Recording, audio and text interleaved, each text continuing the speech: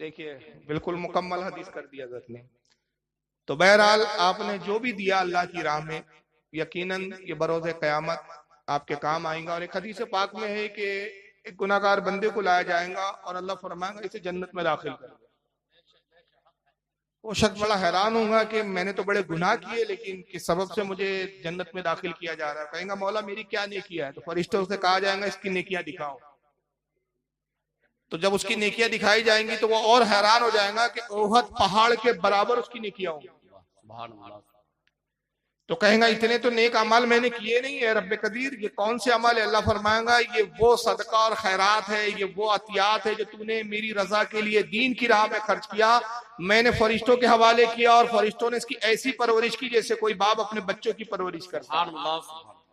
یہ تھوڑا صدقہ تھا، پرورش کے بعد آج احد پہاڑ کے برابر، اور اس کے عوض میں نے تجھے بخش دیا ہے. تو یہ بہت بڑی نعمت ہے. اللہ تعالیٰ آپ سب کو سلامت رکھے.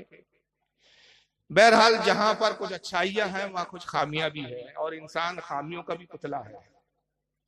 یہی وجہ ہے کہ اصلاح معاشرہ کانفرنس بزم کا انعقاد اس بات کی غمازی کرتا ہے، اشارہ کرتا ہے کہ کچھ خامیاں ہیں جس کی اصلاح کی ضرورت ہے. اور دو طرح کی اصلاح کی ضرورت ہے، اعمال کی بھی اصلاح کی ضرورت ہے اور عقیدے کی بھی اصلاح کی ضرورت ہے.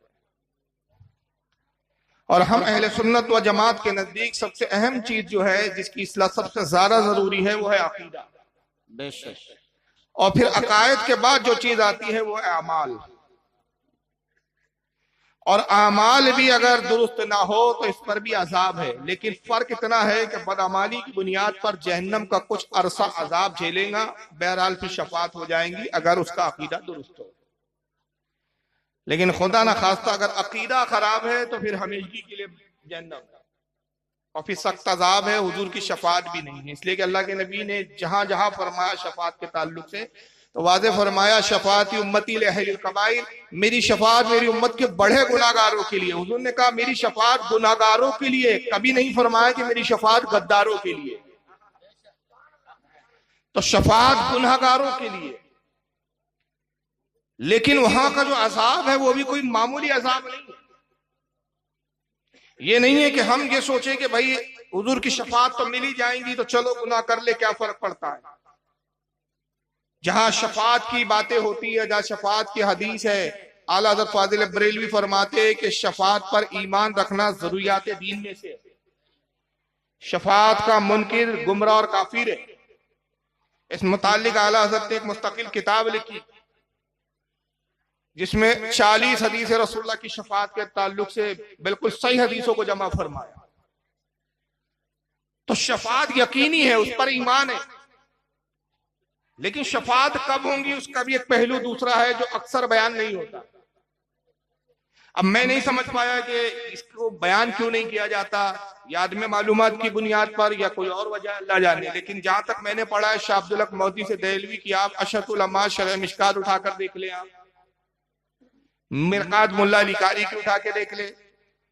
یہ دونوں حضرات نے اور بھی دیگر بہت سارے محدثین نے مشکات کی وہ حدیث جو شفاعت کے تعلق سے آئی ہے کتاب المناقب کے اندر، اس کے باب میں یہ بھی حدیث لکھی ہے کہ اللہ کے نبی فرماتے ہیں کہ میری شفاعت تو بہرحال ہوں گی، میری شفاعت حق ہے، لیکن میری شفاعت تب ہوں گی کہ گناہگار گناہوں کے سبب جہنم میں ڈال دیے جائیں گے، اور میں اپنے رب کی بارگاہ میں شفاعت کا اذن حاصل کرنے کے لیے، اجازت طلب کرنے کے لیے سجدہ کروں گا. میرا یہ سجدہ ایک روایت یہ ہے کہ 50,000 سال کے برابر ہوگا،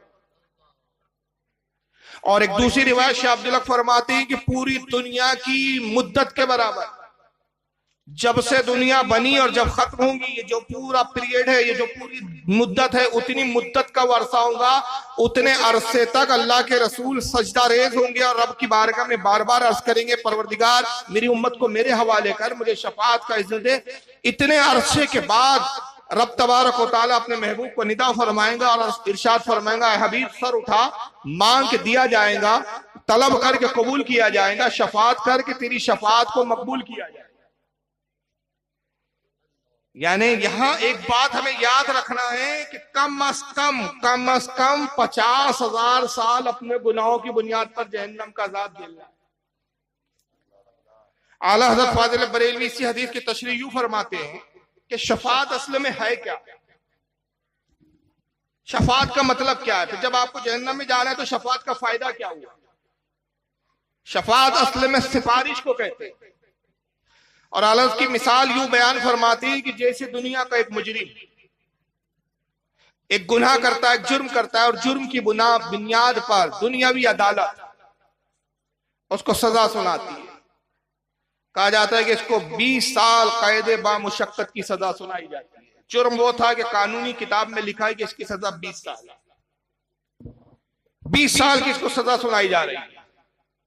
اب قیدی کو جیل میں ڈالا گیا. ابھی 20 سال کا پورا عرصہ نہیں ہوا کہ اس کے کچھ اعمال ایسے تھے جیل کے اندر، کچھ اس کا پچھتاوا تھا. جیلر اس پہ نگاہ رکھے ہوئے ہے کہ بڑا جو ہے امن کے ساتھ رہتا ہے، کسی کو پریشان نہیں کرتا، اور جو اپنی سزا کی میعاد ہے وہ بڑے سلیقے کے ساتھ یہ پوری کر رہا ہے. جو کام دیا جاتا ہے جیل میں وہ کام بھی پورا کر رہا ہے. یعنی اس کا برتاؤ جو ہے جیل میں اچھا ہے. تو جیلر یہ کرتا ہے کہ پھر عدالت کو ایک خط لکھتا ہے، لیٹر لکھتا ہے، اور کہتا ہے کہ یہ قیدی بڑا اچھا ہے، میں نے اس پہ بڑی نگرانی کی، میں شفاعت کرتا ہوں، سفارش کرتا ہوں کہ اس کی 20 سال کی سزا میں کچھ کمی کر دی جائے، اس کی کچھ سزا کو معاف کر دیا جائے. تو جج اس کی سفارش پر، جیلر کی سفارش پر 20 سال کی سزا کو 10 سال میں تبدیل کر دیتا ہے. اور کہا جاتا ہے کہ اب اس کو 20 سال کی سزا سنائی گئی تھی لیکن 10 سال کی مدت میں ہی اس کو رہا کیا جاتا ہے. یہ ہے اصل میں شفاعت.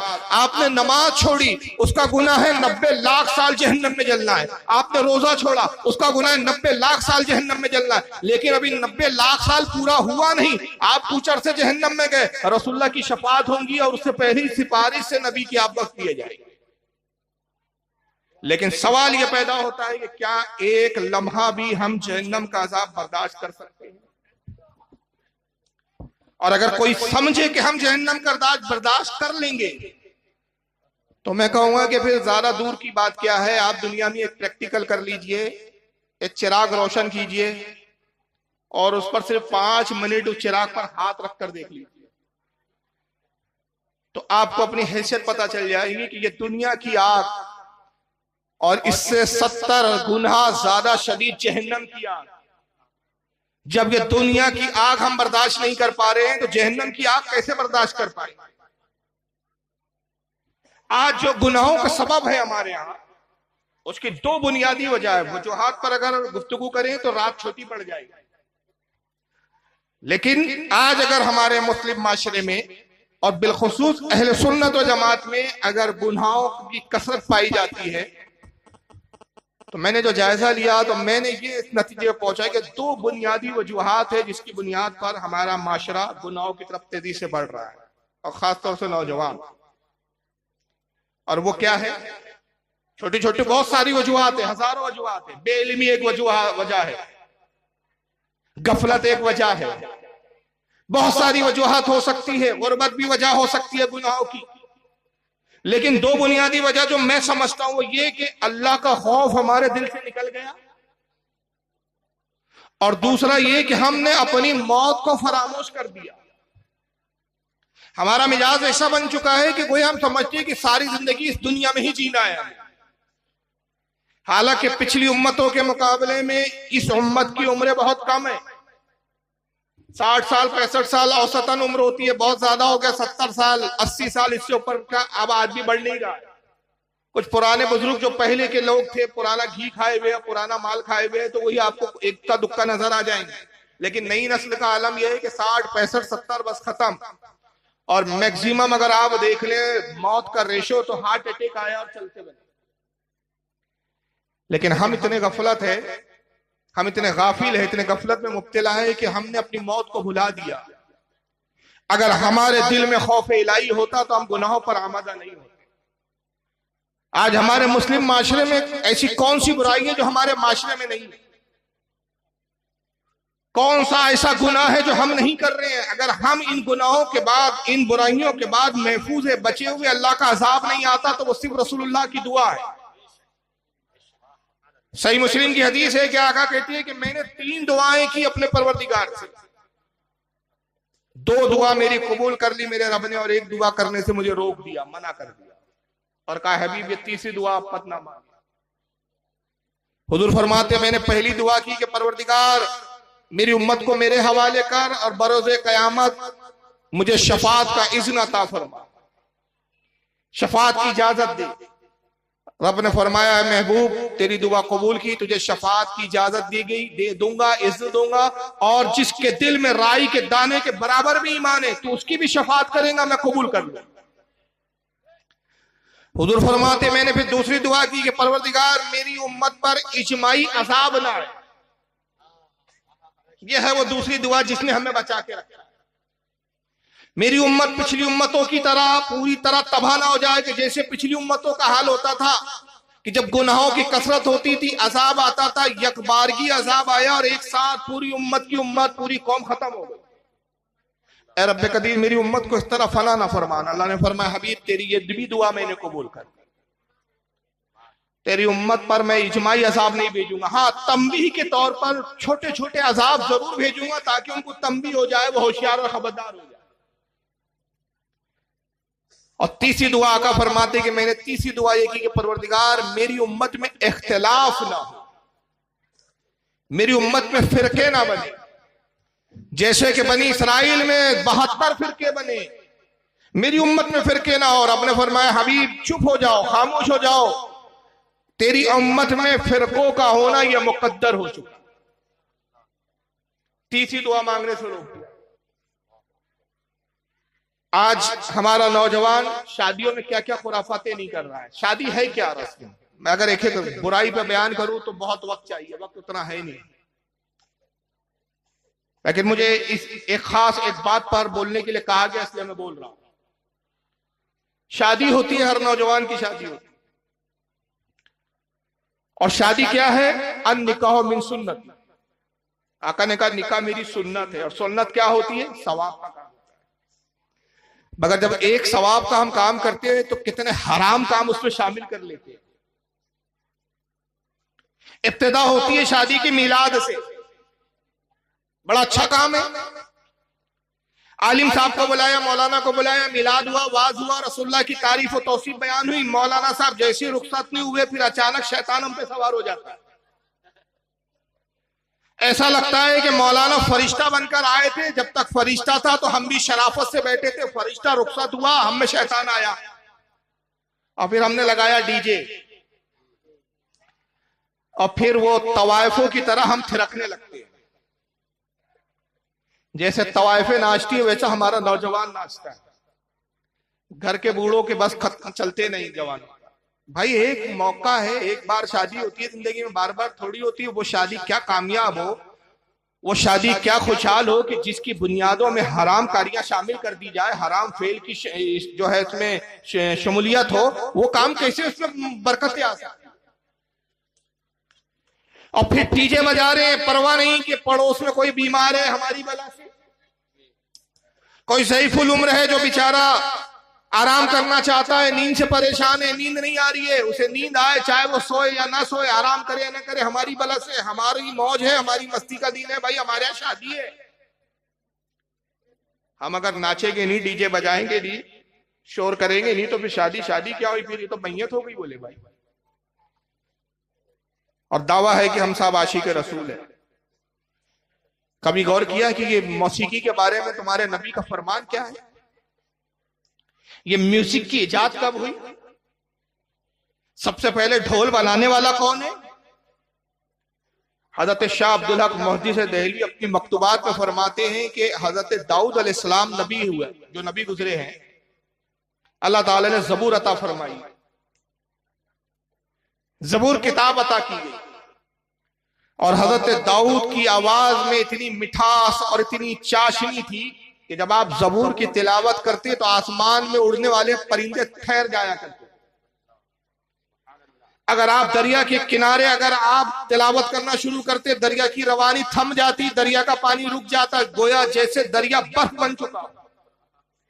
आप पहाड़ों के दरमियान में तिलावत करते, पहाड़ों को वजद आने लगे। इंसान आपकी तिलावत सुनते अल्लाह की याद में ऐसे मैं होते कि कई लोगों की मजलिस में रूहें निकल जाती, कब्ज हो जाती। हजरत दाऊद अलैहिस्सलाम हफ्ते में एक मर्तबा अपनी कौम से खिताब करते थे। آقا صلی اللہ علیہ وسلم فرماتے جب حضرت داؤد خوف الہی پہ خطاب کرتے قوم روتی، لوگ روتے، کپڑے پھاڑتے، اور جب مجلس ختم ہوتی تو کئی سو جنازے اٹھائے جاتے۔ حضرت داؤد علیہ السلام نے جب یہ حال دیکھا تو آپ نے کہا کہ اب میں 15 دن میں ایک بار خطاب کروں، اگر یہی حال رہا کہ میں ہر ہفتے خطاب کرتا رہوں، قوم کے لوگ اس طرح مرتے رہے تو یہ قوم ختم ہو جائے گی۔ آپ نے 15 دن میں ایک بار خطاب کیا، لیکن مرنے والوں کا وہی حال رہا، وہی ریشو رہا، وہی تعداد رہی۔ حضرت داؤد نے پھر ارادہ کیا کہ اب مہینے میں ایک بار خطاب کرتے، مہینے میں ایک بار خطاب کرتے، لیکن پھر اس میں بھی کثیر تعداد میں لوگوں کی روحیں قبض ہو جاتی۔ حضرت داؤد نے پھر ارادہ کر لیا کہ اب سال میں ایک بار اپنی قوم کو خطاب کروں گا۔ جب یہ ارادہ کیا تو اللہ نے وہی بھیجی۔ رب نے فرمایا اے داؤد نہیں، تم نے ہفتے کی مجلس کو 15 دن پہ کیا، 15 دن کی مجلس کو مہینے پہ لایا، اور مہینے کی مجلس اب ایک سال پر لے جانا چاہتے ہو۔ نہیں اے داؤد، ہمارا حکم ہے کہ تم ہر مہینے ایک مرتبہ ضرور واز کہا کرو، اور یہ فکر نہ کرو کہ جو لوگ تمہارے واز میں انتقال کرتے ہیں تو ان کی موت کے تم ذمہ دار ہو۔ نہیں، کوئی کتنا ہی گناہگار ہو، جب میرے خوف میں روتا ہے اور اس کی روح نکلتی ہے، نہ ہم اس کے اعمال دیکھتے، نہ اس کا حساب و کتاب ہوتا ہے، ہم جنت میں داخل کر دیتے۔ سبحان اللہ سبحان اللہ۔ اے داؤد، یہ تیری مجلس ہمارے بندوں کے جنت میں جانے کا ایک ذریعہ ہے، اپنے آپ کو ملامت مت کرو۔ جب یہ وحی آئی اور یہ بشارت آپ نے اپنی قوم کو سنائی تو ابلیس جل بھن گیا، سر پیٹ لیا اس نے سوچا کہ صاحب یہ تو داؤد علیہ السلام کے خلاف قوم کو بھڑکانے کا ایک اچھا موقع تھا کہ دیکھو صاحب داؤد کو اپنی بستی سے نکالو، اس کا خطاب نہ سنو، اس کی باتیں نہ سنو، اس کی نصیحت نہ مانو، کہ جب یہ خطاب کرتا ہے، نصیحت کرتا ہے، لوگ مر جاتے ہیں، گھروں میں بچے یتیم ہو جاتے ہیں، عورتیں بیوہ ہو جاتی ہیں۔ یہ بہانہ ہاتھ سے چلا گیا۔ اب تو لوگ خوشی خوشی مجلس میں آتے ہیں اور تمنا کرتے ہیں کہ کاش آج کی مجلس میں ہماری روح قبض ہو جائے، تاکہ نہ ہمارا حساب ہو، نہ کتاب ہو، اور ہم جنتی ہو جائے۔ ابلیس نے اپنے چیلوں کو بھی بلایا، پھر آقا فرماتے ہیں کہ سارے چیلے جمع ہو گئے، بڑا غور و فکر کیا کہ کیا کرے، حضرت داؤد کی مجلس کا اثر کیسے ختم کرے۔ بڑی سوچ و بچار کے بعد ابلیس نے جو چیز تیار کی وہ کیا تھا معلوم ہے آپ کو؟ وہ تھا ڈھول۔ اور پھر اس نے کچھ دن اس ڈھول کو بجا کے اس کے کچھ سور اور تال ایجاد کیے، کچھ مخصوص انداز میں ڈھول بجانے کا اس نے کچھ پریکٹس کر کے ہنر بند تیار کیا، اور اس مہینے کی اس تاریخ کا انتظار کرنے لگا کہ جس تاریخ کو حضرت داؤد علیہ السلام اپنی قوم کو خطاب کرے۔ جب وہ دن آیا، داؤد علیہ السلام کی مجلس میں لوگ آئے حضرت داؤد کا خطاب سننے کے لیے۔ جناب داؤد علیہ السلام منبر میں تشریف لائے، ابھی آپ خطبہ ہی پڑھ رہے تھے کہ ایک دوسرے جگہ پر ایک پہاڑ کے ٹیلے پہ ابلیس بیٹھ کے ڈھول بجانے لگا۔ جب اس نے ڈھول بجانا شروع کیا تو قوم میں ایک انتشار پیدا ہوا، قوم کے کچھ منچلے قسم کے نوجوان اٹھے اور انہوں نے کہا یہ بڑی بہترین آواز ہے، اس آواز میں ہمیں بڑا سرور محسوس ہو رہا ہے، اس آواز پہ ہمارا پیر تھرکنے کے لیے چاہ رہے ہیں، دل چاہتا ہے کہ ہم رقص کریں گے، ایسی آواز ہم نے اس سے پہلے نہیں سنی۔ نتیجہ ہوا کہ مجلس سے اٹھ کے جانے لگے۔ داؤد علیہ السلام نے ان سے خطاب کیا اور کہا اللہ کے بندو ٹھہر جاؤ، یہ ابلیس ہے جو تمہیں گمراہ کرنا چاہتا ہے، لیکن قوم مانی نہیں۔ نتیجہ یہ ہوا کہ جو فرما بردار تھی وہ ٹھہرے رہے، اور جو نافرمانی جن کے دلوں میں تھی وہ اٹھے اور وہ ابلیس کی مجلس میں جا کے بیٹھ گئے، اور نعوذ باللہ جب وہ ڈھول بجانے لگا تو یہ رقص کرنے لگے۔ آقا فرماتے ہیں کہ جو ابلیس کی طرف گئے اللہ نے ان کو گمراہ فرما دیا، اور جو داؤد علیہ السلام کے ساتھ رہے اللہ نے ان کو ہدایت۔ اور وہاں سے پھر قوم میں دو طرح کے لوگ ہو گئے، ایک رقص سرور کے دل دادا اور ایک ذکر الہی کے سننے کے دل دادا۔ اور یہی وجہ ہے کہ آقا کی حدیث میں حضرت امام ابو لیث سبرقندی رحمت اللہ تعالی علیہ اپنی کتاب تنبیہ الغافلین میں فرماتے ہیں کہ آقا فرماتے ہیں کہ لوگوں ڈھول باجے موسیقی شیطان کی آوازیں ہیں، جس نے ان آوازوں کو سنا گویا اس نے ابلیس کی آواز کو اپنے کانوں میں ڈال لیا۔ ابھی آپ نے میلاد کیا اور پھر ابلیس کو دعوت دے دی، آئیے صاحب اپنا رقص دکھائیے، اپنی آواز سنائیے۔ کہاں جا رہا ہے ہمارا نوجوان؟ کن کن باتوں پہ تنبیہ کی جائے؟ جہیز جیسی مردود رسم ہمارے یہاں کہ لڑکا اگر ہے تو ایسا بھیک مانگتا ہے کہ بھکاری بھی کیا مانگتا ہے۔ کس کس رسموں پہ بات کریں؟ میرے پاس اتنا وقت نہیں ہے، موضوع بہت لمبا ہے، میرا بڑا وسیع ہے، لیکن وقت کی قلت ہے. اور ظاہر سی بات ہے کہ جب کسی قوم میں گناہ بڑھ جاتے ہیں، کسی قوم میں نافرمانیاں بڑھ جاتی ہے، تو اللہ تعالیٰ پھر اس قوم کو کیسے رسوا اور ذلیل کرتا ہے. حدیثوں میں بھی یہ چیز موجود ہے، قرآن عظیم میں بھی ہے کہ ہم تم پر پھر ظالموں کو مسلط کر دیتے ہیں. آج اگر ظالم ہم پر مسلط ہے تو شکایت اس کی مت کیجئے، اپنے اعمال کا جائزہ لیجئے کہ کمی ہم میں ہے. ہم وہ قوم تھے کہ اقبال کی زبان میں سبق پڑھ صداقت کا، شجاعت کا، عدالت کا، کام لیا جائے گا تجھ سے دنیا کی امامت کا. ہم دنیا کے امام بن کر آئے تھے، آج حالت یہ ہو گئی کہ غیروں کے مقتدی ہو کر آئے. اور ظاہر سی بات ہے کہ جب ہم میں گناہ اتنے ہوئے کہ نبی کا احترام ہمارے دلوں میں ظاہری طور پر زبانوں پر ہے کیا دل میں نہیں، دل میں تڑپ نہیں ہے. ہم نبی کی توہین سن لیتے ہیں کانوں سے اور اس کو ضبط کر لیتے ہیں. وجہ کیا ہے؟ گناہ کر کر کے ہمارا دل اتنا سیاہ ہو چکا ہے کہ صرف زبان پہ نعرے رسالت رہ گئے ہیں، دل میں نعرے رسالت اتر نہیں پایا. آج اگر قرآن پہ حملہ ہوتا ہے اور ایک شخص بنام مسلم اپنے آپ کو مسلم بتا کر، حالانکہ وہ شخص مسلم ہو ہی نہیں سکتا، تو قرآن پر اعتراض کرے. دنیا کی عدالت میں غیر مسلموں جج کے پاس جا کے یہ کہتا ہے کہ قرآن کی 26 آیتیں ہٹائیے کہ یہ دہشت گردی کی بات کرتی ہے. یہ جرأت کیوں پیدا ہوتی ہے ایک شخص میں؟ 20 کروڑ مسلمان ہندوستان میں گورنمنٹ فگر کے حساب سے، اور حقیقت یہ ہے کہ ہم 23 یا 24 کروڑ ہے، لیکن گورنمنٹ بتاتی ہے کہ صاحب 20 کروڑ مسلمان ہیں. میں کہتا ہوں چلو گورنمنٹ فگر کی اگر ہم بات کریں، 20 کروڑ مسلمانوں کی موجودگی میں ایک شخص یہ کیسی جرأت کر لیتا ہے کہ وہ قرآن پر انگلی اٹھا لے؟ آخر یہ ہمت کہاں سے پیدا ہوتی ہے؟ وہ جانتا ہے کہ یہ قوم مردار ہو چکی، نہ قرآن کا احترام اس قوم میں رہا. جو خود قرآن نہ پڑھے وہ قرآن کی کیا حفاظت تحفظ کرے؟ جس قوم نے خود قرآن کو جزدان میں بند کر کے رکھ دیا اور سال میں ایک بار نکالتی ہے صرف رمضان میں، اور وہ بھی تلاوت کی حد تک. قرآن کو سمجھنے کے لیے جو قوم تیار نہ ہو، وہ قوم کیا قرآن کے تحفظ کے لیے لڑے؟ ارے آج تک کتنے نابنا میں مسلم آئے جو صاحب قرآن کی توہین کرتے رہے، مگر ہم آج تک گستاخ اور عاشقان رسول کا فرق اور امتیاز سمجھ نہیں سکتے.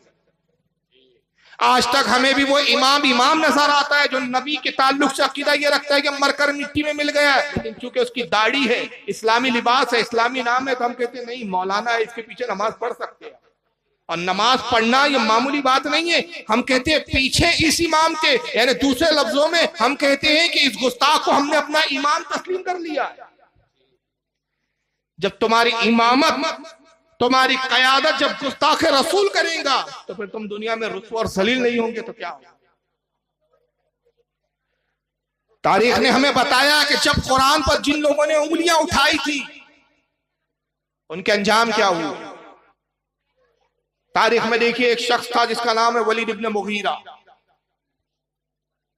ابو جہل نے ایک میٹنگ بلائی تھی ایک زمانے میں، اور ایک میلہ آنے والا تھا. رسول اللہ کی عادت کریمہ تھی کہ جب عرب میں وہ میلہ آتا آپ حضور میلے میں تشریف لے جاتے اور دین کی تبلیغ کرتے. ایک بڑا موقع ہوتا تھا حضور کے لیے کہ ایک بڑی تعداد کو آپ خطاب کرتے، اور اس میں بڑی کثرت کے ساتھ لوگ اسلام کی طرف مائل ہوتے تھے. اطراف کے قبیلے عرب میں جمع ہوتے، اپنے اپنے بتوں کو لاتے اور کعبے میں نصب کرتے تھے.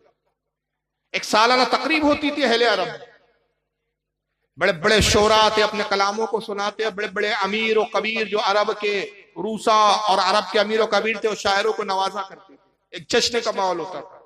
ابو جہل نے میٹنگ بلائی، کہا کہ دیکھو جب یہ میلہ آتا ہے محمد آتے ہیں، آنے کے بعد تبلیغ کرتے ہیں، اور ہم دیکھتے ہیں کہ کئی قبائل کے کئی بڑے بڑے سردار محمد صلی اللہ علیہ وسلم کو نبی مان کر چلے جاتے ہیں. یہی حال رہا تو ہم نے تو مکہ میں ظلم و ستم کے پہاڑ توڑ توڑ کر مسلمانوں کو روکے رکھا ہے، لیکن اطراف میں اگر اسلام بڑھتا رہا تو ایسا نہ ہو کہ یہ تعداد اتنی بڑھ جائے کہ یہ سارے مل کر ایک دن بھی مکہ پر حملہ کریں. کوئی ایسی تدبیر بتاؤ کہ محمد سے ہم لوگوں کو روکے، اور جب محمد صلی اللہ علیہ وسلم تبلیغ کرے تو ہم لوگوں کو ایسا ورگلائے کہ لوگ محمد کی بات ہی نہ سنیں، کہ محمد کے کلام میں ایسا جادو ہے جو سنتا ہے وہ انہی کا ہو جاتا ہے. تو سب نے مشورے دیے. کسی نے کہا کہ ہم مشہور کر دیں گے محمد شاعر ہے، ابو جہل نے کہا نہیں، یہ ہم نے مشہور کیا تھا، شاعر ہے، لیکن محمد نے ایسے کلام کیے کہ ہم لاجواب ہو گئے، اور شاعروں نے اور ادیبوں نے خود تسلیم کیا کہ یہ کلام ما ھذا کلام البشر، یہ کسی انسان کا کلام نہیں ہو سکتا۔ کسی نے کہا کہ ہم مشہور کر دیں گے کہ محمد جادوگر ہے، ابو جہل نے یہ بھی رائے کو ریجیکٹ کیا، کہا نہیں، یہ رائے بھی درست نہیں ہے، محمد کا حلیہ، ان کا لباس جادوگروں کی طرح نہیں ہے، ان کی آواز، ان کی بولی، ان کا رہن سہن جادوگروں کی طرح نہیں ہے، ہم جھوٹے اور قذاب کہلائیں۔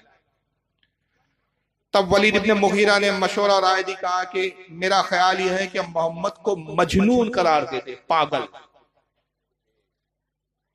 اور یہ مشہور کر دیں کہ محمد جو قرآن کے نام پر سناتا ہے یہ در حقیقت اللہ کی طرف سے نہیں ہے، محمد پر پاگل پن کا دورہ پڑتا ہے، اور اس پاگل پن کے دورے میں محمد جو کچھ بڑبڑاتا ہے کہتا ہے یہ اللہ کی طرف سے۔ یہ مشرکین نے رائے پسند کی، اور جب حضور تشریف لائے تو سب سے پہلے ولید ابن مغیرہ نے چلانا اور شور کرنا شروع کیا، اور سب نے تائید شروع کی، اور اس نے کہا یا ایھا الذی انزل علیک الذکر انک لمجنون۔ اس نے کہا کہ اے وہ شخص جس پر قرآن اتارا گیا، تو نہیں مگر سوائے اس کے کہ تو مجنون اور پاگل ہے۔ یہ حضور صلی اللہ علیہ وسلم کی اس نے توہین کی تھی، سرکار کو اس نے دیوانہ کہا، مجنون کہا۔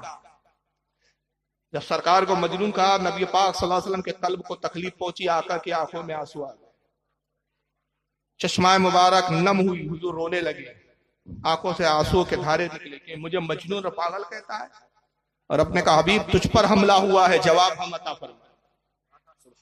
سورہ قلم کی آیتیں نازل ہوئی،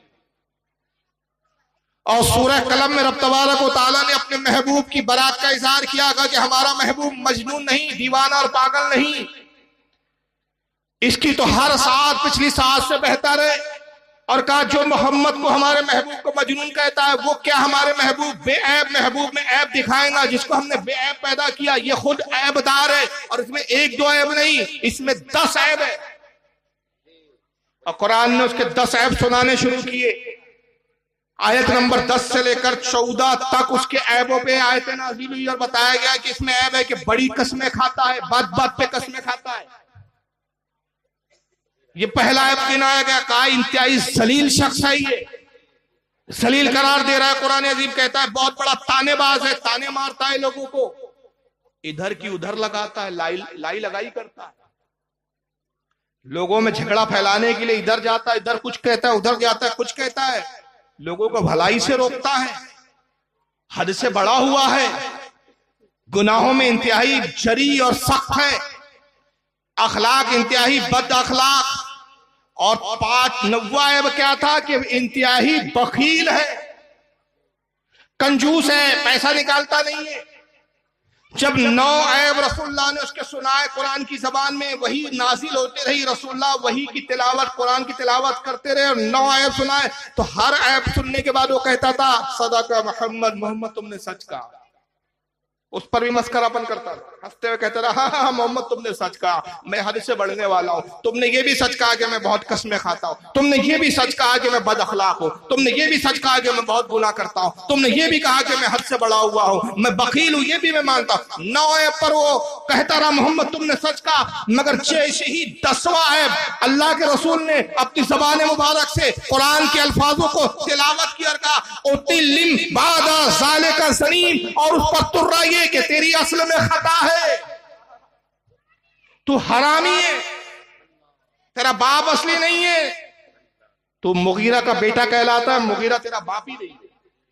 جیسے سنا 10واں ہے سر چکرا گیا، سر گھوم گیا، حیران ہو گیا، یہ بات تو مجھے بھی نہیں معلوم، عرب میں کوئی نہیں جانتا تھا، عرب میں کسی کو نہیں پتا تھا کہ اس کا باپ مغیرہ نہیں ہے، ولید ابن مغیرہ کہا جاتا تھا، ولید نام تھا، ولید ابن مغیرہ، مغیرہ کا بیٹا ولید، بس جیسی سنا گھبرا گیا، سیدھا گھر کی طرف روانہ ہوا، تلوار نکالی اور ماں کی گردن پہ رکھ دی، کہا ماں بتا میرا باپ کون ہے، کہا بیٹا تیرا باپ مغیرہ ہے۔ ولید ابن مغیرہ کے جملے سنے کیا کہتا ہے، اے میری ماں تو جھوٹ کہتی ہے، اس لیے کہ محمد صلی اللہ علیہ وسلم پر وحی کا نزول ہوا، اور محمد صلی اللہ علیہ وسلم کے رب نے بتایا ہے کہ میرا باپ مغیرہ نہیں، تو جھوٹی ہو سکتی ہے، محمد کا کلام محمد کا رب جھوٹا نہیں ہو سکتا۔ سبحان اللہ پتا چلا کہ ولید ابن مغیرہ اس وقت کا حرامی ضرور تھا، مگر وہ بھی یہ دل سے مانتا تھا کہ محمد پر جو کچھ نازل ہو رہا ہے حق ہے اور درست ہے اللہ کی طرف سے، یہ کتنا بڑا حرامی ہونا جو کہتا ہے 26 آیتیں قرآن میں گھسا دی گئی ڈپلیکیٹ ہے، کیا بات بے شک یہ ولید ابن مغیرہ سے بھی بڑا حرام ہے۔ یہ یقیناً بہت بہترین جملہ دیا تھا نے، 26 باب کا نتیجہ ہے، 26 آیتوں پہ اعتراض کرنا، 26 لوگوں نے محنت کی تو یہ پیدا ہوا کم بخت۔ ویسے بھی وہ جس فرقے سے تعلق رکھتا ہے وہاں موتا بہت ہوتا ہے، پتہ نہیں یہ لوگ موتا سمجھے گے نہیں، علماء تو سمجھ گئے، وقت بھی نہیں ہے کہ موتا کی تشریح کروں کہ کیا بدترین چیز ہے۔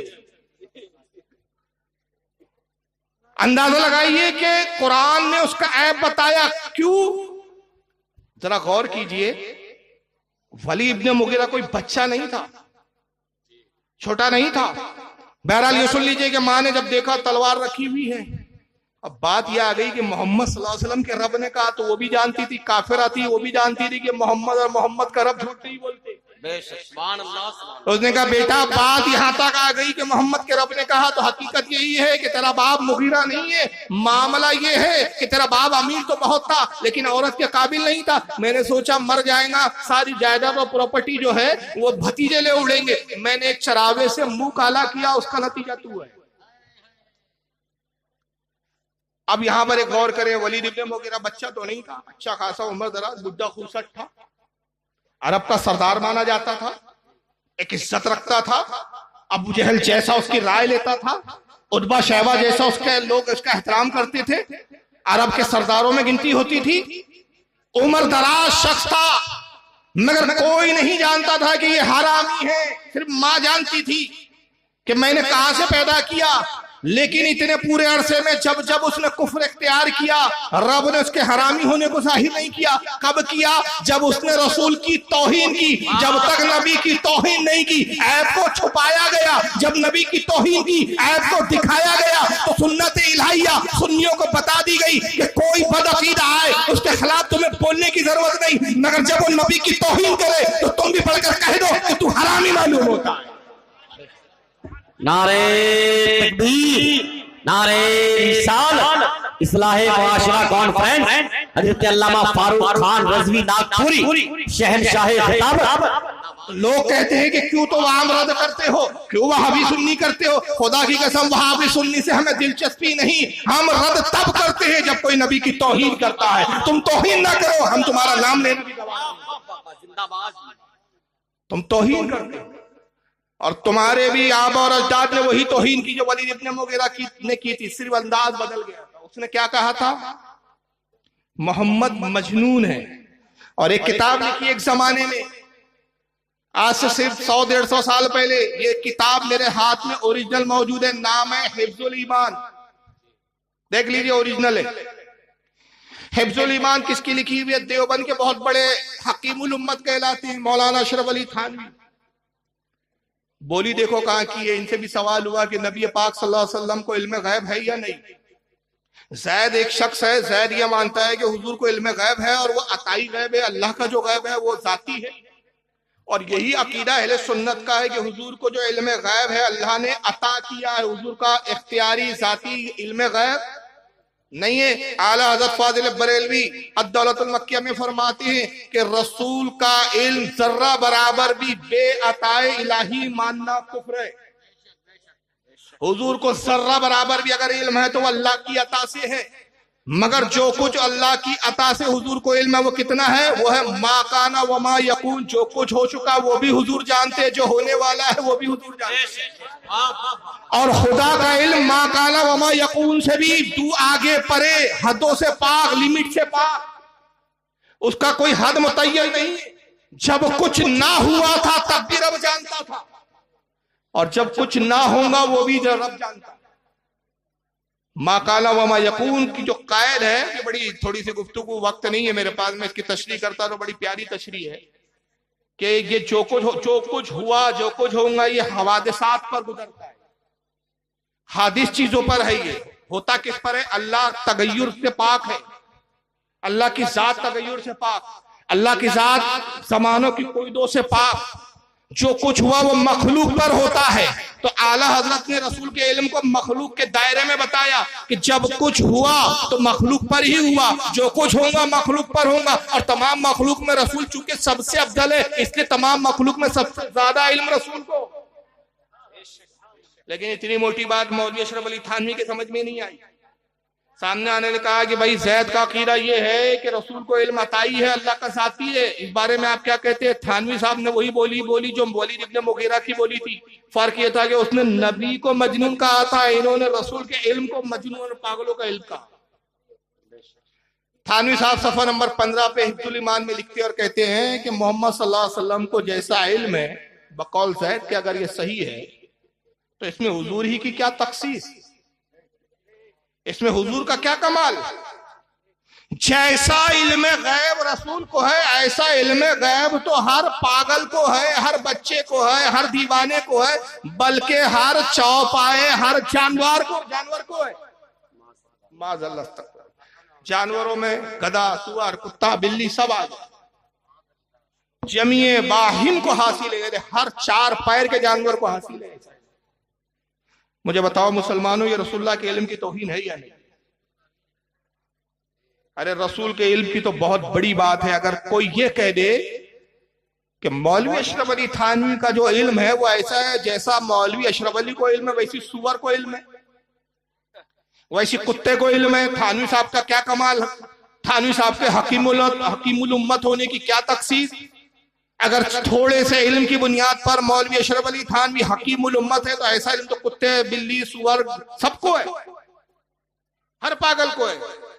हर देवबंद का मौलवी समझेगा नहीं है साहब हमारे मौलवी साहब की शान में आपने गुस्ताखी की। हैरानी की बात है कि जो जुमले इनके मौलवी की शान में गुस्ताखी बन जाते, वो नबी की शान में गुस्ताखी क्यों नहीं होती? और होता क्या है, एक तबका वो होता है जो गुस्ताखी की तायीद करता है, एक तबका वो होता है जो गुस्ताखी को गुस्ताखी नहीं समझता, और दूसरा वो होता है जो गुस्ताखी पर खामोश होता है, उससे बरात का इजहार नहीं करता। मुजरिम दोनों हैं। तो ये ना सोचो कि गुस्ताखी तो हमने नहीं की, थानवी साहब ने की, थानवी साहब मर गए, हमें क्या लेना देना। अब अगर कोई थानवी साहब को मानने वाला है वो माने, हमारी नमाज हमारे के साथ, उसकी नमाज उसके साथ। माफ करना, ये फलसफा इस्लाम में नहीं चलता। इस्लाम का फलसफा ये कि जो काफिर हो जाए अपने कुफ्र की बुनियाद पर, उसके कुफ्र में शक करने वाला भी काफिर होता है, उसके अजाब में शक करने वाला भी काफिर होता है। और बल्कि हदीस की रोशनी में बताऊं, आका फरमाते हैं कि हजरत यूशा अलैहिस्सलाम एक नबी गुजरे, हजरत मूसा के बाद आए। 6 लाख आबादी थी इनकी कौम की। कितने लाख लोग थे? 6 लाख। 3 लाख फरमाबरदार ईमान वाले थे, 3 लाख काफिर और मुशरिक थे। हजरत यूशा अलैहिस्सलाम ने बड़ी तबलीग की, नहीं माने वो 3 लाख। आखिर में जब आजीज आ गए, परेशान हो गए, इस कौम को देखा नहीं मानने वाले, मायूस हो गया उस कौम से। हजरत यूशा अलैहिस्सलाम ने अल्लाह की बारगाह में दुआ की, रब्बे कदीर अजाब नाजिल कर इस कौम पर। रब ने फरमाया, यूशा तुम अकेले तन्हा इस उम्मत से, इस कौम से निकल जाओ, पूरी कौम पर अजाब आ जाए। हजरत यूशा हैरान, परवरदिगार मैंने तो गुनाहगारों के लिए अजाब मांगा, फरमाबरदारों के लिए नहीं। 3 लाख तो फरमाबरदार है, तेरे पैरोकार हैं, तुझ पर ईमान लाते हैं, तेरी इबादत करते हैं, उन पर भी अजाब भेजेगा। अल्लाह ने फरमाया, हाँ यूशा उन पर भी अजाब भेजा जाएगा। वजह यह है कि ईमान तो मुझ पर रखते हैं, इबादत तो मेरी करते हैं, मगर वो 3 लाख जो मेरे गुस्ताख हैं, नाफरमान हैं, उनसे दोस्तियां और रिश्तेदारियां करते हैं, कतई ताल्लुक नहीं करते। तो इस्लाम कुफ्र और ईमान के मजमूए का नाम नहीं है। इस्लाम नाम इसका है कि कुफ्र को कुफ्र कहा जाए, इस्लाम को इस्लाम कहा जाए।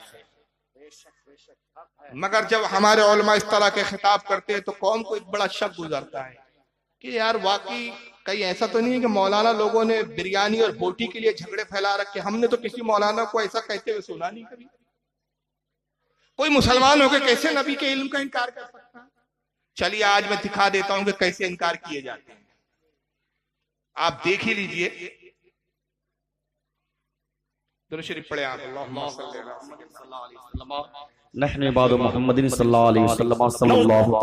ये मौलवी मेराज रब्बानी साहब है, जिंदा है, यूपी फैजाबाद के रहने वाले, लेकिन इन दिनों सऊदीया में रहते हैं क्योंकि वहां ज़कात, खैरात, सदकात बहुत ज्यादा मिलती है। जिस्म की सेहत और बॉडी बता रही है कि नजियों का हराम माल खा खा के कितना फूल चुका है ये शख्स।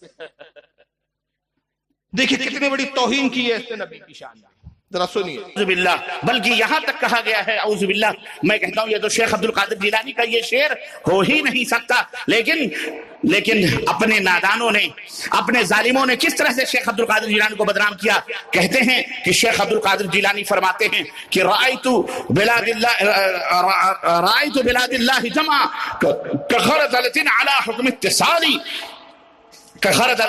हुक्म इत्तिसाली, मैं अल्लाह के शहर को और दुनिया को ऐसे देख रहा हूं जैसे अपनी हथेली पे राई के दाने को मैं देख रहा हूं मुसलसल, इस तरह से मैं देखता हूं।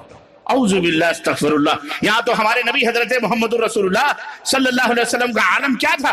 आप सल्लल्लाहु अलैहि वसल्म, अल्लाह के रसूल सल्लल्लाहु अलैहि वसल्लम को अपने पीठ पीछे का भी इल्म नहीं था।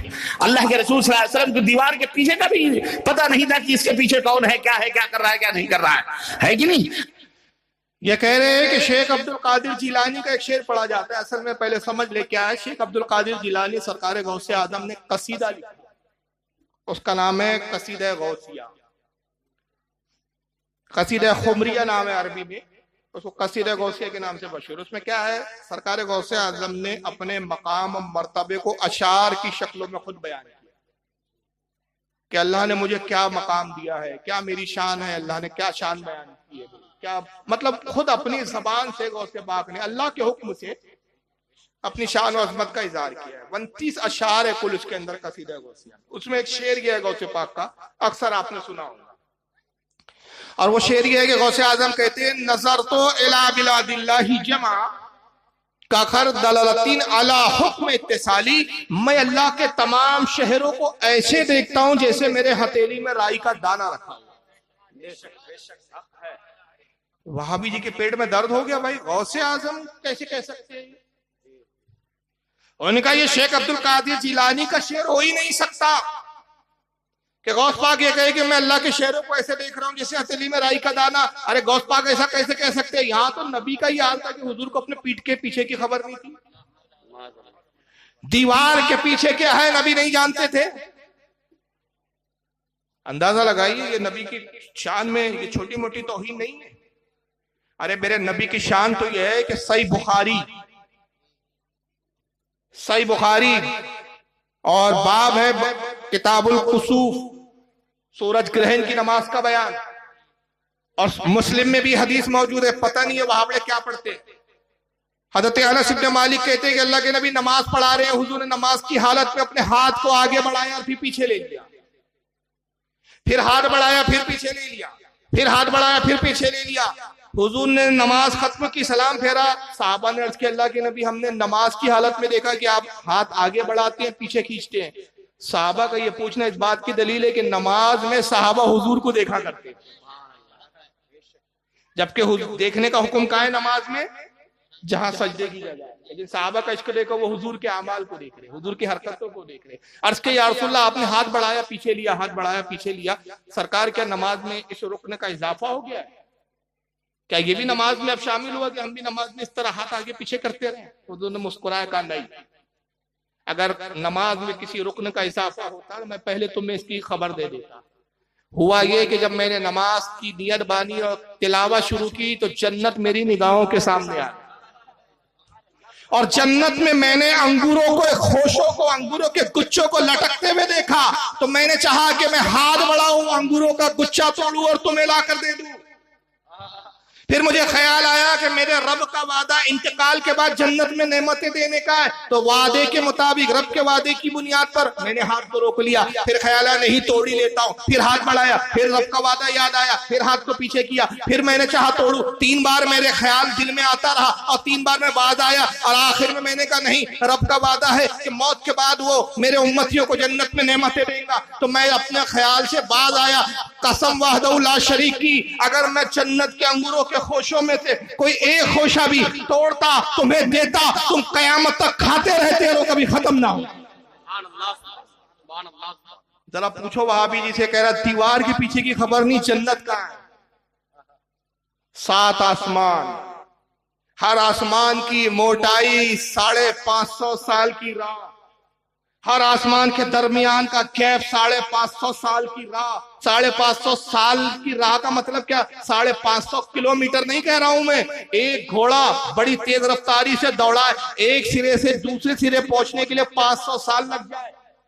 اتنی موٹائی آسمان کی. 7 آسمان کے درمیان میں 7 گیپ، اور سب کی موٹائی اور وہ گیپ 500 سال کی راہ. اس کے اوپر ہے جنت. لیکن میرے مصطفیٰ کی نگاہ دیکھو، کھڑے ہیں مسجد نبوی میں مگر جنت کو بھی دیکھتے ہیں، جنت کے انگوروں کے خوشوں کو بھی دیکھتے ہیں. اور صرف دیکھتے ہی نہیں بلکہ قدرت اور اختیار یہ کہ زمین پر ہاتھ بڑھائے تو جنت تک پہنچ جائے. نعرے تکبیر، نعرے رسالت، اصلاح معاشرہ کانفرنس، حضرت علامہ فاروق خان رضوی، علماء اہل سنت. اب اس نے خاص ہو سکتا ہے کل کوئی وہابی کہے بھائی یہ ایک وقت تھا، اچانک جنت اللہ نے دکھا دی. حضور کو ہر وقت اختیار نہیں تھا. ہم تو پیٹ پیچھے کی بات کر رہے ہیں، آپ کوئی پیٹ پیچھے والی حدیث دکھاؤ. بزور ہوتا ہے وہابی. چلیے پیٹ پیچھے والی حدیث بخاری میں دیکھ لو. وہابی نے پتہ نہیں کیا بخاری پڑھی، اسی لیے کہتے ہیں ہمارے علماء کہ بے عشق محمد پڑھتے ہیں یہ بخاری. آتا ہے بخاری، ان کو بخاری نہیں آتی. اب دیکھیے صحیح بخاری کتاب الصلاۃ اور حدیث نمبر 418 کتاب الصلاۃ کی حدیث حضرت ابو ہریرہ سے روایت ہے. ان ابی ہریرہ ان رسول اللہ صلی اللہ علیہ وسلم قال هل ترون قبلتی ها هنا. حضرت ابو ہریرہ کہتے ہیں کہ نبی پاک صلی اللہ علیہ وسلم نماز پڑھا رہے ہیں. پس منظر پورا یہ ہے، حضور نماز پڑھا رہے ہیں، صحابہ اکرام کچھ داڑیوں سے کھجا رہے ہیں نماز کی حالت میں، اور صحابہ کہاں ہیں؟ حضور کے پیچھے. حضور کا چہرہ قبلے کی طرف ہے، میرا چہرہ آپ کی طرف ہے. میرے پیچھے کون بیٹھے کیا کر رہے ہیں میں نہیں جانتا، میں نہیں دیکھ سکتا، مگر میرے آقا کی باخبری دیکھیے. کچھ داڑھی خود سے کھجا رہے ہیں، کسی کا نماز میں دل ہے، کسی کو کچھ اور خیال ہے دنیا کے، کسی خیال میں مشغول ہے. سرکار نے سلام پھیرا اور فرمایا حل ترونا قبلتی ہاؤنا، کیا تم یہ سمجھتے ہو کہ میرا چہرہ قبلے کی طرف ہے؟ تو تمہارے حالات سے میں بے خبر ہوں. تم کیا کرتے ہو میں نہیں جانتا، کیا حرکتیں تم کر رہے ہو نماز میں تمہارا دل ہے یعنی میں نہیں جانتا. فواللہ، اللہ کی قسم، نبی جھوٹی قسم نہیں کھاتا. جو جھوٹی قسم کھائے وہ نبی نہیں ہوتا. فواللہ، اللہ کی قسم، ما یخفا علی خشوعکم ولا رکوعکم، اللہ کی قسم نہ تمہارا رکوع مجھ سے چھپا ہوا ہے نہ تمہارا خشوع مجھ سے چھپا ہوا ہے.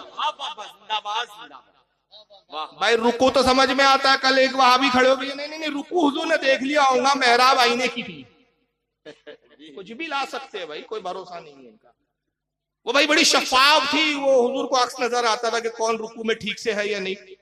چلو تم یہ تو رکوع کا جواب لاؤ گے. میرے آقا نے ایک جملہ ایسا کہا کہ وہابیت کی ہڈی توڑ کے رکھ دی ہے، شریر کی ہڈی ختم کر دی. فرمایا ما یخفا علی خشوعکم، خشوع دل کے ارادوں کو کہتے ہیں. میں تمہارے دل کے ارادوں کو بھی جانتا ہوں کہ نماز میں کہاں ارادہ ہے، اس کو بھی جانتا ہوں. دل کے خیالات سے بھی میں واقف ہوں. انی لا اراکم من ورائی ظہری، اور اللہ کی قسم جیسے میں سامنے دیکھتا ہوں ویسے ہی اپنی پیٹھ کے پیچھے بھی دیکھتا ہوں. نعرے تکبیر، نعرے رسالت، اصلاح معاشرہ کانفرنس. لیکن اندازہ لگائیے وہابی جی کو بخاری کی حدیثیں نظر نہیں آئی. ان کو اس پر حیرانی ہو گئی کہ غوث اعظم ہتھیلی میں رائی کے دانے کی طرح دنیا کیسے دیکھ رہے ہیں، نبی تو دیوار کے پیچھے کے نہیں جانتے. ارے خبیر نبی، دیوار تو بہت چھوٹی سی بات ہے. امام قاضی عیاض رحمت اللہ علیہ کتاب الشفا میں نقل کرتے ہیں کہ جب حضور فرماتے، اللہ کے رسول کی حدیث لکھتے ہیں کہ میرے آقا نے کہا جب میرا کوئی امتی مجھ پر درود پڑھتا ہے اور جس جگہ سے پڑھے، میں مہاراشٹر میں رہتا ہوں ابھی یہاں ہوں، درود یہاں پڑھ رہا ہوں، تو حضور فرماتے ایک فرشتہ ہے جو میری قبر پہ کھڑا ہے. اللہ نے اس کی ڈیوٹی یہ لگا رکھی ہے کہ پوری زمین کے لوگوں کو دیکھتا ہے. آقا کا غلام ہے فرشتہ، پوری دنیا کے لوگوں کو دیکھتا ہے، ساری دنیا کے لوگوں کو جانتا ہے، سب کے رشتوں سے واقف، سب کے ناموں سے واقف، اور یہ بھی جانتا ہے کون درود پڑھ رہا ہے کون نہیں پڑھ رہا.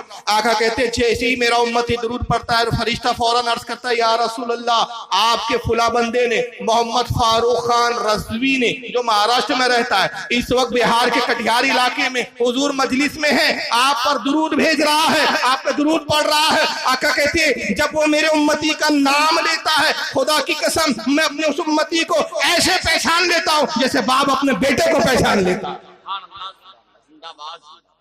کہاں مدینہ ہے کہاں بہار ہے.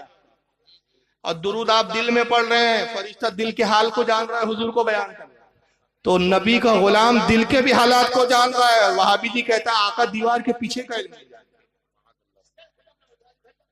تو اندازہ لگائیے کہ جب خود اسلامی لبادوں میں کچھ لوگ آ کر اگر نبی کی توہین کرتے ہوئے نظر آئے تو پھر ظالم مسلط نہیں ہوں گے تو کیا, پھر دوسروں کی جرات ہوں گی کیوں نہیں ہوں گی. اور آئیے آگے مولوی صاحب نے کیا کیا, الٹا چوٹ کوٹوال کو ڈانٹے والی مثال ہے. خود فتویٰ اس پر لگا رہے ہیں کہ جو نبی کا غیب مانتے وہ کافر ہے. ہم حضور کا علم غیب قرآن و حدیث سے ثابت کر رہے ہیں. اب آپ بھی جو الٹا ہم پہ فتویٰ لگا رہے, ذرا سنیے مہراج ربانی صاحب. اللہ کے نبی کو غیب کا علم نہیں تھا, اللہ کے نبی کو غیب کا علم نہیں تھا. اور اگر کوئی کہتا ہے تو دنیا کا بدترین کذاب ہے, جھوٹا ہے, مشرک ہے وہ, مشرک ہے وہ. اللہ کے نبی مر گئے, قبر اللہ کے نبی بولو, اور جو یہ عقیدہ نہ رکھے وہ کافر ہے. اللہ کے نبی کو علم غیب نہیں تھا. غیب کے معنی ہوتے چھپی ہوئی بات, چھپی ہوئی چیزوں کے بارے میں حضور نہیں جانتے تھے. اور جو یہ عقیدہ رکھے کہ اللہ کے نبی کو علم غیب تھا وہ مشرک ہے, کافر ہے, گستاخ ہے. مولوی جی یہ فتویٰ تو بڑا دور تک چلا گیا, یہ فتویٰ آپ نے سنیوں پہ لگایا لیکن یہ فتویٰ سنیوں پہ تو نہیں لگا, نعوذ باللہ تمہارے عقیدے کے مطابق خدا پہ فتویٰ لگ گیا. دلیل کیا ہے؟ آئیے سورہ جن دیکھ لیں, پارہ نمبر 29, سورہ جن آیت 26 اور 27. یہاں بھی وہاں بڑے چالاکی کرتا ہے, 26 کی آیت سنائیں گا 27 بھی نہیں سنائیں گا. یہ ان کی عادت ہوتی ہے دیوبندیوں کی اور وہابیوں کی کہ دین عادی بتاتے, اپنے مطلب کی بتاتے. اکثر وہابی آپ کو یہ آیت سنائیں گے, کہیں گے ایک قرآن میں اللہ فرماتا ہے عالم الغیب فلا یظہر علی غیبہ احدا, غیب کا جاننے والا اللہ اپنا غیب کسی پہ ظاہر نہیں کرتا. دیکھیں اللہ صاحب کہہ رہے ہیں کہ اللہ کسی کو اپنا غیب نہیں بتاتا قرآن میں. تو آپ اسے کہیے کہ ملا جی آدھی آیت پڑھی ہے, بعد والی آیت پڑھو, بعد والی آیت میں تمہارے عقیدے کی پول ہے. اللہ کہہ رہا ہے کہ عالم الغیب, جو علم غیب کا جاننے والا ہے, غیب کا علم رکھنے والا پروردگار عالم ہے, وہ غیب اپنا کسی پہ ظاہر نہیں کرتا. الا من ارتضی من رسول, ہاں رسولوں میں جسے پسند فرماتا ہے اس کو اپنا غیب عطا فرماتا ہے. سبحان اللہ. تو اللہ تو کہہ رہا ہے میں اپنے نبیوں کو علم غیب عطا کرتا ہوں, اپنے پسندیدہ رسولوں کو علم غیب دیتا ہوں. وہاں بھی کہتا ہے جو نبی کا غیب مانے وہ کافر. تو انہوں نے کافر کس کو کہا؟ آپ کو اور ہم کو نہیں کہا, نعوذ باللہ من ذالک, اللہ کو کہا. اور ملاؤں کے فتووں سے کیا ہوتا ہے بھائی, کوئی مولوی کتنا ہی کافر کہے, کافر وہ ہوتا ہے جس کو خدا رسول. سمجھ رہے آپ؟ کافر کون ہوتا ہے؟ جس کو خدا اور رسول کافر کہے. آئیے ذرا خدا رسول نے ان کو خود کیسے کافر کہا ہے, ذرا ایک واقعہ سن لیں آپ. سرکار صلی اللہ علیہ وسلم جہاد سے تشریف لا رہے ہیں, اور اللہ کے نبی صلی اللہ علیہ وسلم جب تشریف لاتے تو ایک مقام پر آپ نے قیام کیا, حضور کی اونٹنی گم ہو گئی, اور اس کو بہت ساری تفسیروں میں بیان کیا ہے. ایک دو نہیں, میرے پاس اس وقت تفاسیر کے بہت سارے حوالے ہیں. اس کو امام ابن ابی حاتم, یہ امام بخاری کے استاد گزرے, ان کی تفسیر قرآن تفسیر القرآن کے نام سے, جلد نمبر 6 صفحہ 1830 پر. امام ابن جریر تبری, یہ بھی بہت پہلے کے محدث اور امام گزرے, تفسیر تبری کے اندر جلد 14 صفحہ 335 حدیث نمبر 16917. امام سیوطی نے, بہت سارے محدثین نے بیان کیا, یعنی یہاں تقریباً 24-25 حوالے. یہ تمام مفسرین نقل کرتے ہیں کہ اللہ کے نبی ایک جنگ سے واپس آتے ایک جگہ قیام کیا, حضور کی اونٹنی گم ہو گئی. صحابہ سے کہا جاؤ میری اونٹنی تلاش کرو. صحابہ اونٹنی تلاش کرنے لگے. اچھا یہ سارے اس طرح کے سوال وہابیوں کی طرف سے آتے ہیں, بھائی حضور کو علم غیب تھا تو حضرت عائشہ کا ہار گم ہو گیا, حضور نے کیوں نہیں بتا دیا؟ حضور کو علم غیب تھا تو حضرت عائشہ پہ توبت لگی, حضور نے کیوں نہیں بتا دیا؟ اس واقعے میں سارے جواب آ جائیں. حضور نے کہا جاؤ اونٹنی تلاش کرو. صحابہ اونٹنی تلاش کرنے لگے. کچھ منافقین ایک جگہ جمع ہو گئے, اب مذاق اڑانے لگے، کہنے لگے دیکھو محمد آسمانوں کی خبر دیتے ہیں، کہتے ہیں میں جنت کے بھی حالات جانتا ہوں، جہنم کے بھی حالات جانتا ہوں، اور حال یہ ہے کہ اپنی اونٹنی کے بارے میں نہیں جانتے کہاں ہے، اونٹنی کا پتہ نہیں۔ دعوے ہیں کہ آسمان کے فرشتوں کی گفتگو سنتا ہوں، جنت کے حور و غلما کو میں دیکھتا ہوں، جنت کے درختوں کو میں دیکھتا ہوں، جنت کی اور آسمانوں کی خبریں بتاتے ہیں، اور حال یہ کہ زمین پر اونٹنی گم ہو گئی، اونٹنی کہاں ہے نہیں معلوم۔ ایک صحابی تھے زید ابن ارقم رضی اللہ تعالیٰ عنہ نے ان منوسوں کی بات سن لی، حضور کی خدمت میں گئے، عرض کہ یا رسول اللہ وہاں وہ چند منافقین بیٹھے ہوئے ہیں اور آپ کا مذاق اڑا رہے، اللہ کے نبی تمسخر کر رہے ہیں اور کہتے ہیں کہ محمد آسمان کی بات بتاتے، جنت کی بات بتاتے، اونٹنی کے بارے میں نہیں پتا۔ سرکار کو چلا لایا، بلاؤ ان بدبختوں کو، ان کو بلایا گیا، انہوں نے فرمایا کیا کہا تم نے؟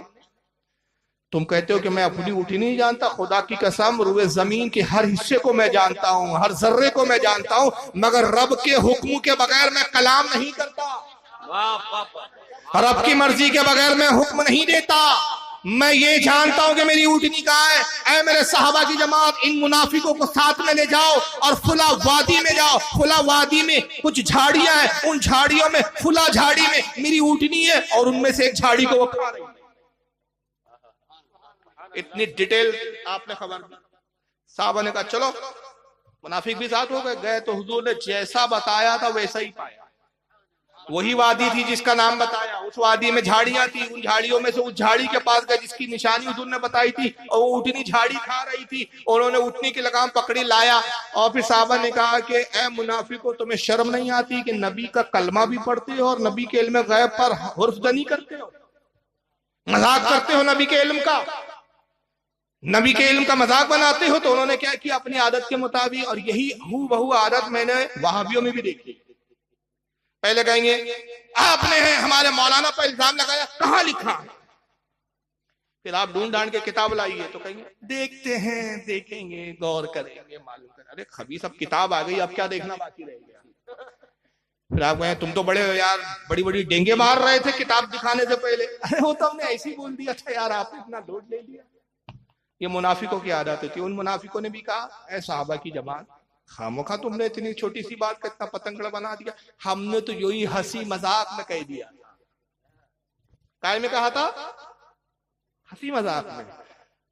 اسی وقت قرآن عظیم کی آیت کا نزول ہوا، اور یہ آیت نازل ہوئی سورہ توبہ پارہ نمبر 10، پارہ 10 سورہ توبہ آیت 65 اور 66، 65 اور 66 آیت نازل ہوتی ہے۔ رب فرماتا ہے وَلَئِن سَأَلْتَهُمْ لَيَقُولُنَّ إِنَّمَا كُنَّا نَخُوضُ وَنَلْعَبُ، اور اے میرے محبوب اب اگر تم ان سے پوچھو گے تو وہ یہی کہیں گے ہم تو یوں ہی ہنسی کھیل میں تھے، ہنسی مذاق میں بول رہے تھے، سیریس نہیں تھے، ہم سنجیدہ نہیں تھے۔ قُلْ أَبِاللَّهِ وَآيَاتِهِ وَرَسُولِهِ كُنْتُمْ تَسْتَهْزِئُونَ، اے میرے حبیب کہہ دیجئے ان سے کیا اللہ کی آیتوں کا مذاق بناتے ہو، کیا رسول کا مذاق بناتے ہو، کیا رسول سے تمسخر کرتے ہو؟ بہانے مت بناؤ، لا تعتذروا قد کفرتم بعد ایمانکم، اب بہانے مت کرو، تم کافر ہو گئے ایمان لانے کے بعد۔ یہ بریلی کے مولانا کا فتویٰ نہیں ہے جو لوگوں کو شکایت ہوتی ہے کہ بریلی لوگ بڑے جلدی کسی کو بھی کافر بول دیتے ہیں، نہیں بھائی، یہ قرآن بول رہا ہے، قرآن کہہ رہا ہے کہ اب بہانے مت بناؤ، لا تعتذروا قد کفرتم، تم کافر ہو گئے، بعد ایمانکم، ایمان لانے کے بعد۔ یعنی قرآن کہہ رہا ہے پہلے تو ایمان تھا، پہلے تو تم مسلمان تھے، مگر کافر کب ہوئے؟ جب میرے محبوب کے علم غیب کا تم نے مذاق بنایا، تو پتہ چلا جو علم غیب کا منکر ہوتا ہے، کافر وہ ہوتا ہے جو نبی کا غیب مانے، وہ صحابیوں کے جیسا عشق رکھنے والا ہوتا ہے، وہ کافر نہیں ہوتا۔ تو اب جس نے یہ کہا وہ امام ہے کہ اور کوئی غیب کیا، تم سے نہا ہو بھلا جب نہ خدا ہی چھپا تم پہ کرو۔ جو غیب مانتا ہے وہ امام بن جایا کرتا ہے، جو غیب کا انکار کرتا ہے وہ کافر ہو جایا کرتا ہے۔ لیکن یہاں ان کی منطق الٹی ہے، اور اس تعلق سے میں اور بھی گفتگو کرتا لیکن وقت نہیں ہے۔ شب برات 2 دن کے بعد ہے۔ اس تعلق سے میں ایک مولوی صاحب کا اعتراض سنا دیتا ہوں، اور ابھی آپ نے ایک چیز سنی کہ ان مولویوں کا حال کیا ہوتا ہے کہ رسول کے لیے تو علم جانور اور پاگلوں کی طرح، حضور کے علم کی بات آ جائے تو دیوار کے پیچھے کا نہیں جانتے، مگر اپنے مولویوں کے بارے میں ذرا ان کی رائے دیکھیے. یہ مولوی صاحب کو آپ جانتے ہوں گے، شکل دکھا دیتا ہوں میں، پہچانتے ہیں؟ یہ کتنے بڑے مولانا ہیں، ان کے بارے میں کچھ پتا ہے آپ کو؟ آتا رہتا ہے نا کبھی. اس کی تعریف میں اس کا ایک کلاس فیلو ہے جو اسی کے ساتھ پڑھا ہے، اس نے اس کی تعریف میں کیا کہا ہے جملے، ابھی بالکل یہ لاک ڈاؤن کے بعد کی ابھی لیٹسٹ تقریر ہے، ذرا سنیے اس موضوع کو، ذرا سنیے. دیکھتا ہوں مولانا نبی کو علم غیب نہیں، نبی کا علم جانور پاگلوں کی طرح، مگر ان ملاؤں کا علم دیکھو ذرا کیا ہے ان کے نام. جرجی صاحب کے تقریر کے بعد کتنے لوگ ہیں، کتنے محبت رکھنے والے ہیں کہ جاؤ مولانا کا آنے جانے کے خرچ کے برابر پیسہ ہم دے کے جائیں گے. اگر نہیں دے کے جاتے ہیں تو اس سے بڑھ کر اسلام کی بے عزتی اور کیا ہوگی، اگر نہیں دے کے جاتے ہیں تو اس سے بڑھ کر اسلام کی بے عزتی اور کیا ہوگی. اچھا دیکھو میں روک رہا ہوں، جاہل دیکھو یہ چندہ جمع کر رہا ہے اصل میں مدرسے کا. یہ آپ کے بہاری کا جلسہ ہے، بہار کے کسی علاقے کا جلسہ ہے، اور اس مولوی کا نام ہے مولوی توحید عالم. یہ لفظ عالم بھی سمجھ گئے ہوں گے کہ یہ بھی بہار کا ہی ہے. یہ مولوی چندہ کر رہا ہے، چندہ جمع کرتے کرتے بولتا ہے کم از کم اتنا تو چندہ دیتے ہو کہ مولانا جرجس کے آنے جانے کا خرچہ نکل جائے. کیا چندہ دے نہیں رہے ہوں گے لوگ؟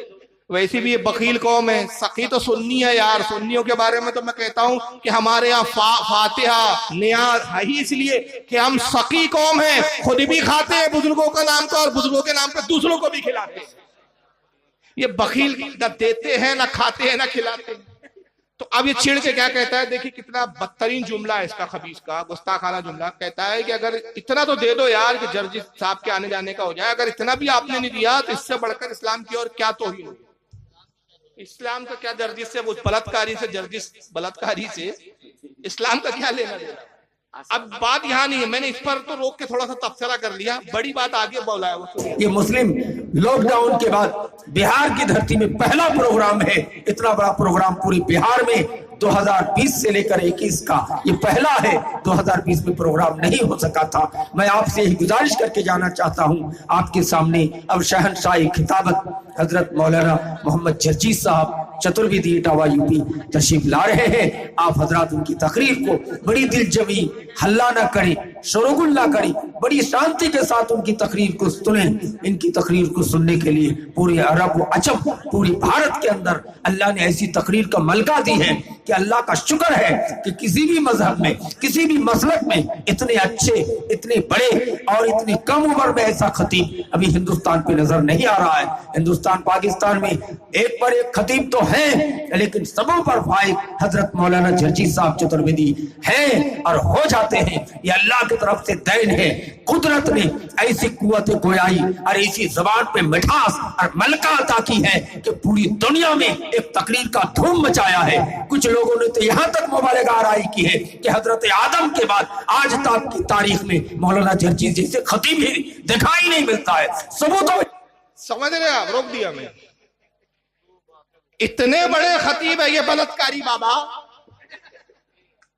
معلوم ہے نا بلاتکاری ہے یہ بلاتکاری بابا. اتنے بڑے خطیب ہے کہ حضرت آدم سے لے کر آج تک اتنا بڑا خطیب پیدا ہی نہیں ہوا. جی آسر ہم پہ یاد دلا تو ایک شعر سنا دیتا ہوں. اس کا ایک تقریر ہے، اس پر وہ شعر کہا گیا تھا، کھڑی مورتی پڑی مورتی بہت بولتا ہے، وقت نہیں دکھا بھی دیتا نہیں. تو کہتا ہے کہ جو قبر ہے یہ پڑی مورتی ہے اور یہ کھڑی مورتی ہے شنکر بھگوان کی.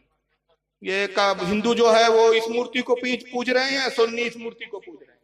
اس پر ایک شعر کہا گیا، سنیے شعر کیا ہے. کھڑی مورتی پڑی مورتی کہنا اس کا کام ہو گیا. کھڑی مورتی پڑی مورتی کہنا اس کا کام ہو گیا. تربتوں کو یہ مندر کہتے کہتے شیطان ہو گیا. گستاخی رسول کا انجام تو دیکھو، جرجس وہابی بھی آسارام ہو گیا. جرجس وہابی بھی آسارام ہو گیا. تو یہ اتنے بڑے خطیب ہے یہ بلاتکاری بابا، 10 سال سے بھاگ رہے ہیں مجھ سے. 10 سال سے میں اس کو مناظرے کا چیلنج کر رہا ہوں، اور یہ تک میں نے 12 تقریروں میں بولا کہ اگر تو حلالی ہے تو بیٹھ، ورنہ میں تجھے کہتا ہوں تو رنڈی کی اولاد ہے، تب بھی بیٹھنے کے لیے تیار ہے. اتنے بڑے یہ بلاتکاری بابا خطیب ہے کہ آدم علیہ السلام سے لے کر آج تک اتنا بڑا کوئی خطیب پیدا نہیں ہوا. اب یہ خطیب صاحب شب برات پر ان کو کہاں سے پیٹ میں درد ہوتا ہے ذرا سن لیجیے. شب برات آ رہی ہے, آپ کے حلوہ بنتا ہے نا شب برات میں, بنتا ہے کہ نہیں؟ بزرگوں کے نام کی فاتحہ دلاتے ہیں. اب ذرا جرد اس کو سنیے.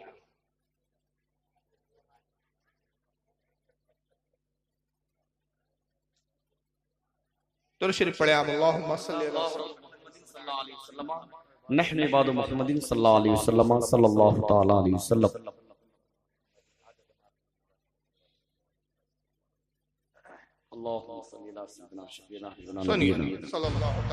شب برات کا حلوہ کہاں سے آئے؟ سب اللہ کے نبی کے دندان مبارک شہید ہوئے تھے تب آپ نے کھایا. نبی نے تو پیا ہوگا, دانت شہید ہوئے تو کوئی چیز پی ہوگی, دانتوں سے تو نہیں کھائی گئی ہوگی.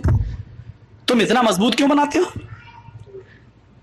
نبی نے اچھا یہ تو پہلی بات یہ جھوٹ ہے کہ ہم مضبوط بناتے. حلوہ بولا ہی اس کو زیادہ جو نرم ہوتا ہے. حلوہ نرم ہوتا ہے نا.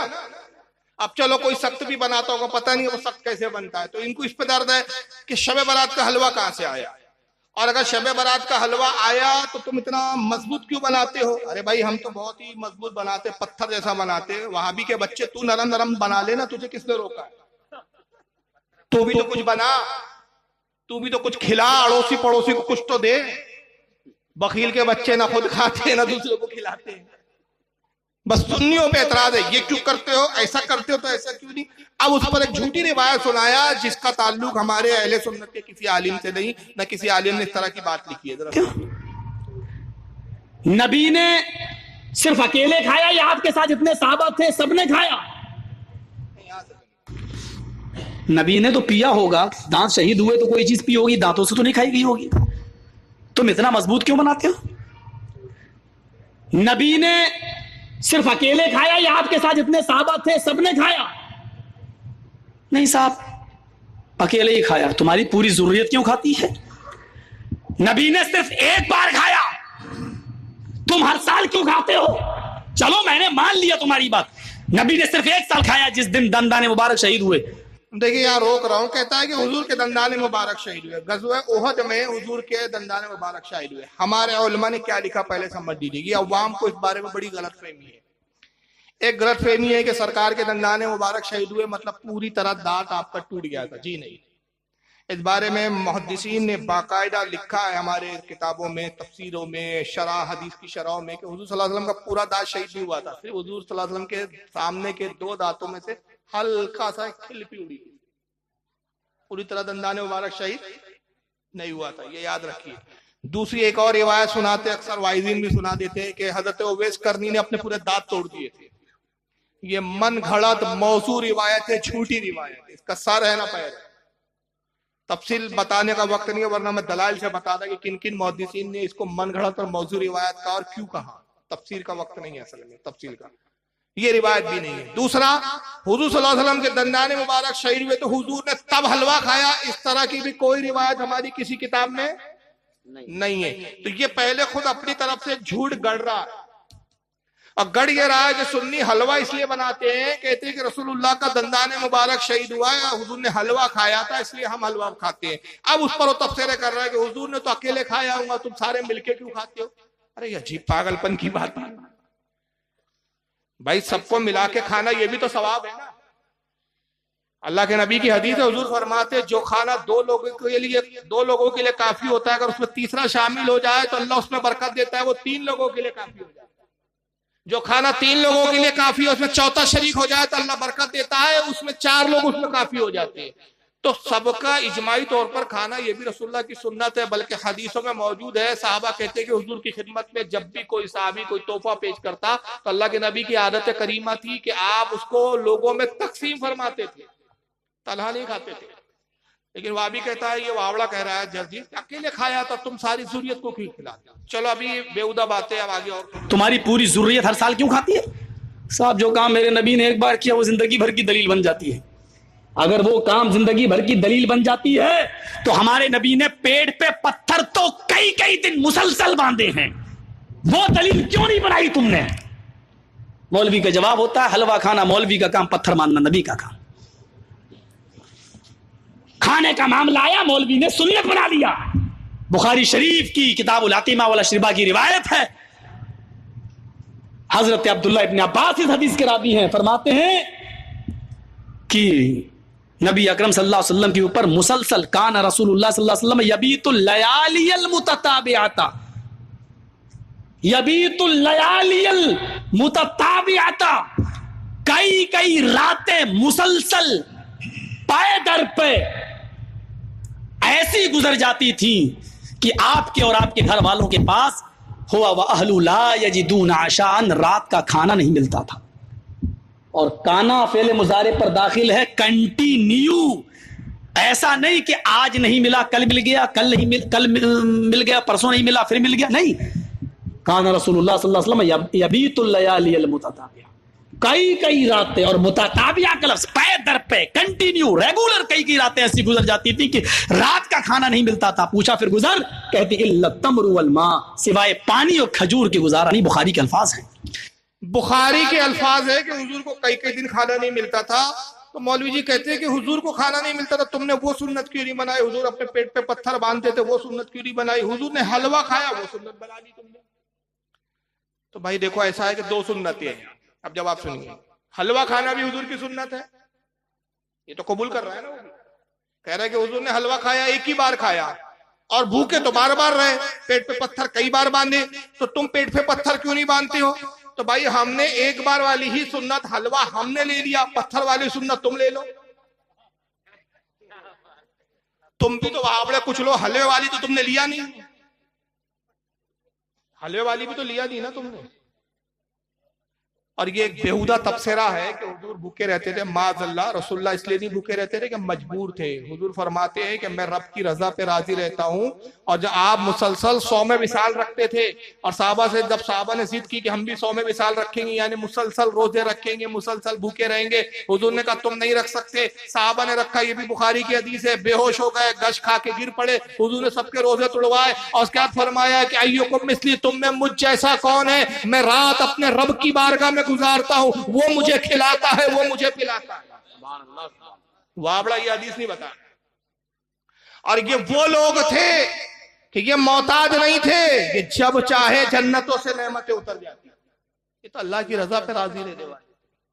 ایک بار مولا کائنات رضی اللہ تعالیٰ عنہ سے حضرت فاطمہ کہتی ہے کہ اے ابو الحسن، اے حسن کے والی، بیمار تھی حضرت فاطمہ خاتون جنت، آج انار کھانے کا میرا دل چاہ رہا ہے. حضرت علی رضی اللہ تعالیٰ عنہ بڑے خوش ہوئے، کہا کہ آج تک رسول اللہ کی بیٹی نے کوئی خواہش ظاہر دی کہ آج پہلی مرتبہ کچھ مانگا ہے، تو کچھ بھی ہو جائے میں فاطمہ کی جو ہے خواہش کی تکمیل کروں گا. حضرت مولا کائنات بازار میں گئے، کچھ مزدوری کی. ایک شخص کے کنویں سے پانی آپ نے کچھ ڈول کھینچے، اس نے اجرت دی، اس سے آپ نے ایک انار خریدا.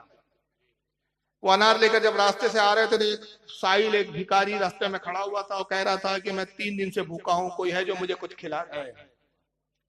اب مولا کائنات کشمکش میں کہ اگر اس بھکاری کو، اس سائل کو میں یہ انار دے دیتا ہوں، اس کی بھوک تو مٹ جائیں گی، لیکن خاتون جنت نے زندگی میں پہلی بار مجھ سے کوئی خواہش ظاہر کی ہے، انار میں نہیں دے سکوں گا. وہ مایوس ہو جائیں گی، غمگین ہو جائیں گی. کشمکش میں پھر خیال آتا ہے کہ اگر اس سائل کو نہیں دیا، اور حضرت فاطمہ نے پوچھ لیا کہ راستے میں کسی نے کچھ مانگا تھا اور میں کہوں کہ میں نے مانگا دیا نہیں، تو اس پر شاید فاطمہ راضی نہ ہو. تو آپ نے سوچا کہ نہیں، بہتر ہے اس سائل کو دے. المختصر آپ نے اس سائل کو انار دے دیا اور خالی ہاتھ گھر لوٹے. حضرت فاطمہ انتظار میں تھی، کہتی ابو الحسن آپ نے انار لایا؟ کہا کہ بنت رسول میں نے انار تو خرید لیا تھا، مگر راستے میں ایک بھوکا سائل ملا، اس نے صدا لگائی، مجھ سے رہا نہیں گیا، میں نے دے دیا. حضرت خاتون جنت کہتی خدا کی قسم اگر آپ اس کو نہ دیتے، میرے لیے لاتے، میں اتنی خوش نہ ہوتی جتنی اس بات پر خوش ہوں کہ آپ نے اس کو دے دیا. ادھر وہ کھا رہا تھا اور ادھر میری تمنا اور میرا آرزو پوری ہو رہی تھی. ابھی کچھ دیر گزری، کسی نے دروازہ کھٹکھٹایا اور آواز دی ابو الحسن، حسن کے والد گھر پہ ہو؟ دروازہ کھولا تو سلمان فارسی تھے، ایک تخت تھا ہاتھ میں، اس پہ ایک بڑا خوبصورت سا دسترخوان ڈھکا ہوا تھا. کہا سلمان کیسے آنا ہوا؟ کہا یا رسول اللہ نے مجھے رسول اللہ نے بھیجا ہے. حضور کی خدمت میں جبریل آئے اور جبریل نے حضور کو کچھ تحفہ دیا، اور یہ تحفہ جو حضور نے آپ کی طرف منتقل کر دیا، یہ آپ کے لیے حضور نے بھیجا ہے. جب دسترخوان اٹھایا تو اس میں انار تھے. تو مولا کائنات نے انار گنے، 1 2 3 4، وہ تھے 9. آپ نے کہا کہ اے سلمان یہ غلطی ہوئی، شاید حضور نے کسی اور کو بھیجا ہے، ہمارے لیے نہیں بھیجا۔ کہا نہیں آپ ہی کا نام لیا، کہا علی کو دے دو۔ کہا یہ تحفہ ہمارے لیے ہو ہی نہیں سکتا۔ کہا آپ کس بنیاد پہ کہتے ہیں، جبکہ میں نے اپنے کانوں سے سنا کہ حضور نے کہا علی کو دو۔ کہا یہ اس لیے کہ جبریل لائے، اللہ کی طرف سے آیا، اور اللہ کا وعدہ ہے کہ تم میری راہ میں 1 دو، میں 10 دوں گا۔ یہ 9 ہے، 10 نہیں ہے، یہ تحفہ ہمارے لیے نہیں ہے۔ سلمان فارسی مسکرائے، جیب سے انار نکالا، کہا علی 10 ہی تھے، میں تو امتحان لیا تھے تو۔ نعرہ تکبیر، نعرہ رسالت، اصلاح معاشرہ کانفرنس، شہنشاہ خطاب، مفکر مسلکی اعلیٰ حضرت۔ یہ وہ لوگ تھے کہ اگر دعا کرے، اشارہ کرے تو جنتوں سے انار اور نعمتیں اتر جایا کرتی تھی۔ یہ مجبور نہیں تھے۔ یہ وہابڑے کو کیا ان کے سمجھ میں نہیں آتا کہ مجبور کیوں پیش کرتے ہیں۔ حضور تم پتھر باندھتے تھے، تم حلوہ کھاتے ہو، خبیث کے بچے، تیرے نجد کے ناجائز بچے پورا اونٹ ہضم کر جا رہے، وہاں تجھے رسول کی بھوک یاد نہیں آ رہی ہے۔ تم نجد کی کروڑوں کی زکاتیں تک کھا جاتے اور ڈھکار تک نہیں لیتے، تب تمہیں رسول اللہ کی بھوک نظر نہیں آتی۔ تم کو تبھی بھوک نظر آتی ہے کہ پوری زندگی میں سال میں 1 بار شب برات میں مسلمان حلوہ بنا کے اپنے بزرگوں کے لیے فاتحہ دے دے تو رسول کا پتھر باندھنا یاد آتا ہے۔ اور یاد آتا ہے تو وہابڑے تو پتھر باندھنا کرنا، جیسی شب برات ہے ہم حلوہ کھائیں گے اور اعلان کریں گے حضور نے حلوہ کھایا، ہم حضور کی سنت پہ عمل کر رہے، اور تم پتھر باندھ کے گھومنا کہ ہم پتھر والی سنت ادا کر رہے۔ پرابلم کیا ہے؟ تم بھی تو عمل کرو۔ لیکن وہابی جی نے یہ حدیث نہیں پڑھی بیچارے نے، بخاری میں اس کو وہ تو مل گیا، اور وہ کانا وانا پہ بڑی بحث کر کے کہ فعل مضارع پہ داخل ہے اور لگاتار، اور یہ بڑے گرامر کی بات کی۔ یہاں بھی ایک کانا آیا، وہ بھی کانا سناتا ہوں میں اس کو۔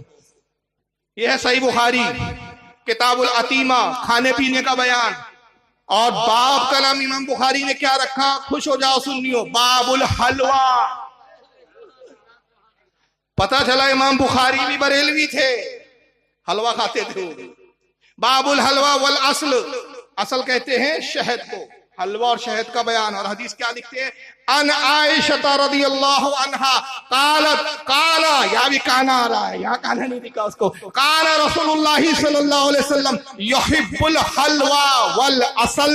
حضرت عائشہ کہتی ہے کہ رسول اللہ کو سب سے زیادہ کھانے کی چیزوں میں جو چیز پسند تھی وہ حلوہ اور شہد۔ تو سنی حلوہ اس لیے بناتے ہیں کہ نبی کو سب سے زیادہ پسند تھا، اور وہابڑا حلوے سے چڑھتا اس لیے ہے کہ نبی کو پسند تھا، اس کو نبی کی پسند سے چڑھ ہے۔ تو سمجھ رہے آپ حلوے کی حدیث کہاں ہے؟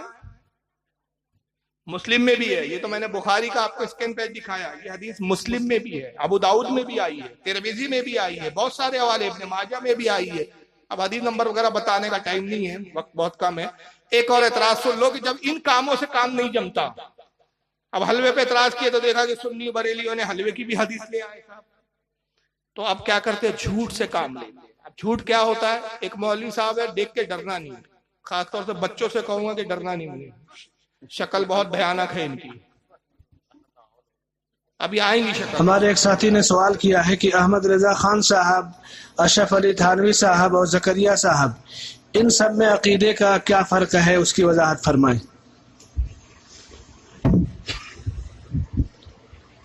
کوئی فرق نہیں۔ شکل دیکھ رہے ہیں آپ، دیا میں نے شکل دکھانے کے لیے، اس کی شکل دیکھو تو شعر یاد آتا ہے مجھے، کل رات خواب میں ابلیس کو دیکھا، ساری صورت جناب کی سی تھی۔ دیکھ رہے شکلوں پہ لگتا ہے کہ جہنم کا، قوم لوط کا بچا ہوا عذاب ہے۔ دیکھ لو یار، میں غلط تو نہیں کہہ رہا ہوں، شکل تو سامنے ہے نا۔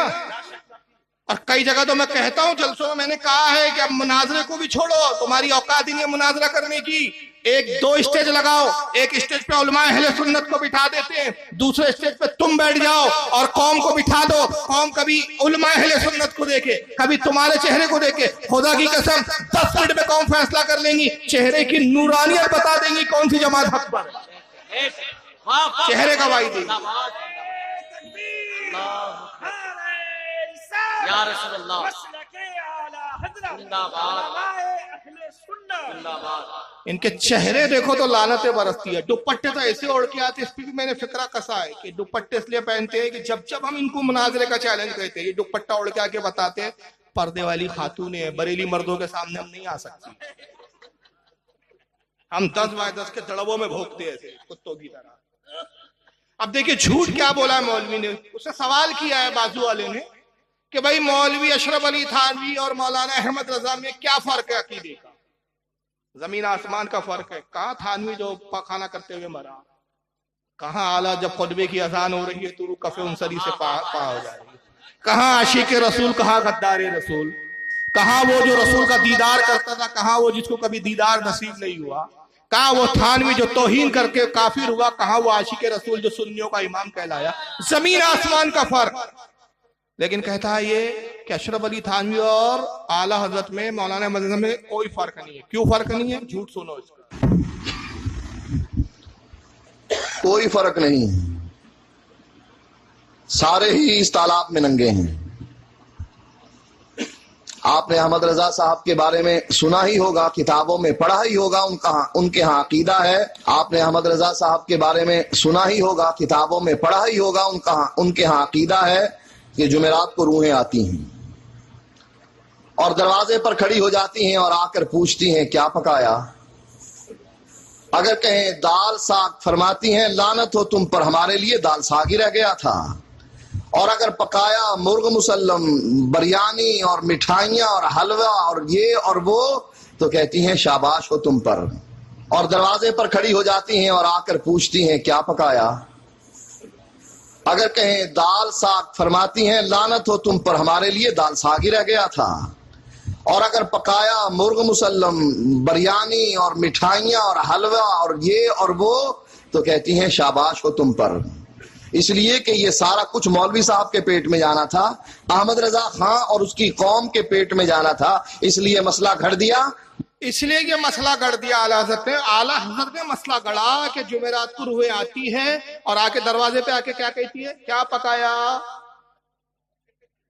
आपके अब्बा दादा की कभी रूहों ने आवाज जिस तरह सुनाई दिया आपको कभी? तो घर वाले जवाब में कहते हैं साग, साग भाई सब्जी को बोलते हैं हमारे यहाँ। साग पकाया, दाल पकाया, तो रूहें चिढ़ जाती है, गुस्से में आती, कहती लानत हो तुम पर, ये पकाया दाल और साग। घर वाले कहते नहीं नहीं बिरयानी पकाई है, हलवा बनाया है, मुतंजन बनाया है, पुलाव बनाया है। कहते शाबाश, मजा आ गया। इस खबीस से कोई पूछे कि आला हजरत ने किस किताब में लिखा, जरा वो किताब में दिखा तो दे दो। किसी किताब में नहीं लिखा आला हजरत ने।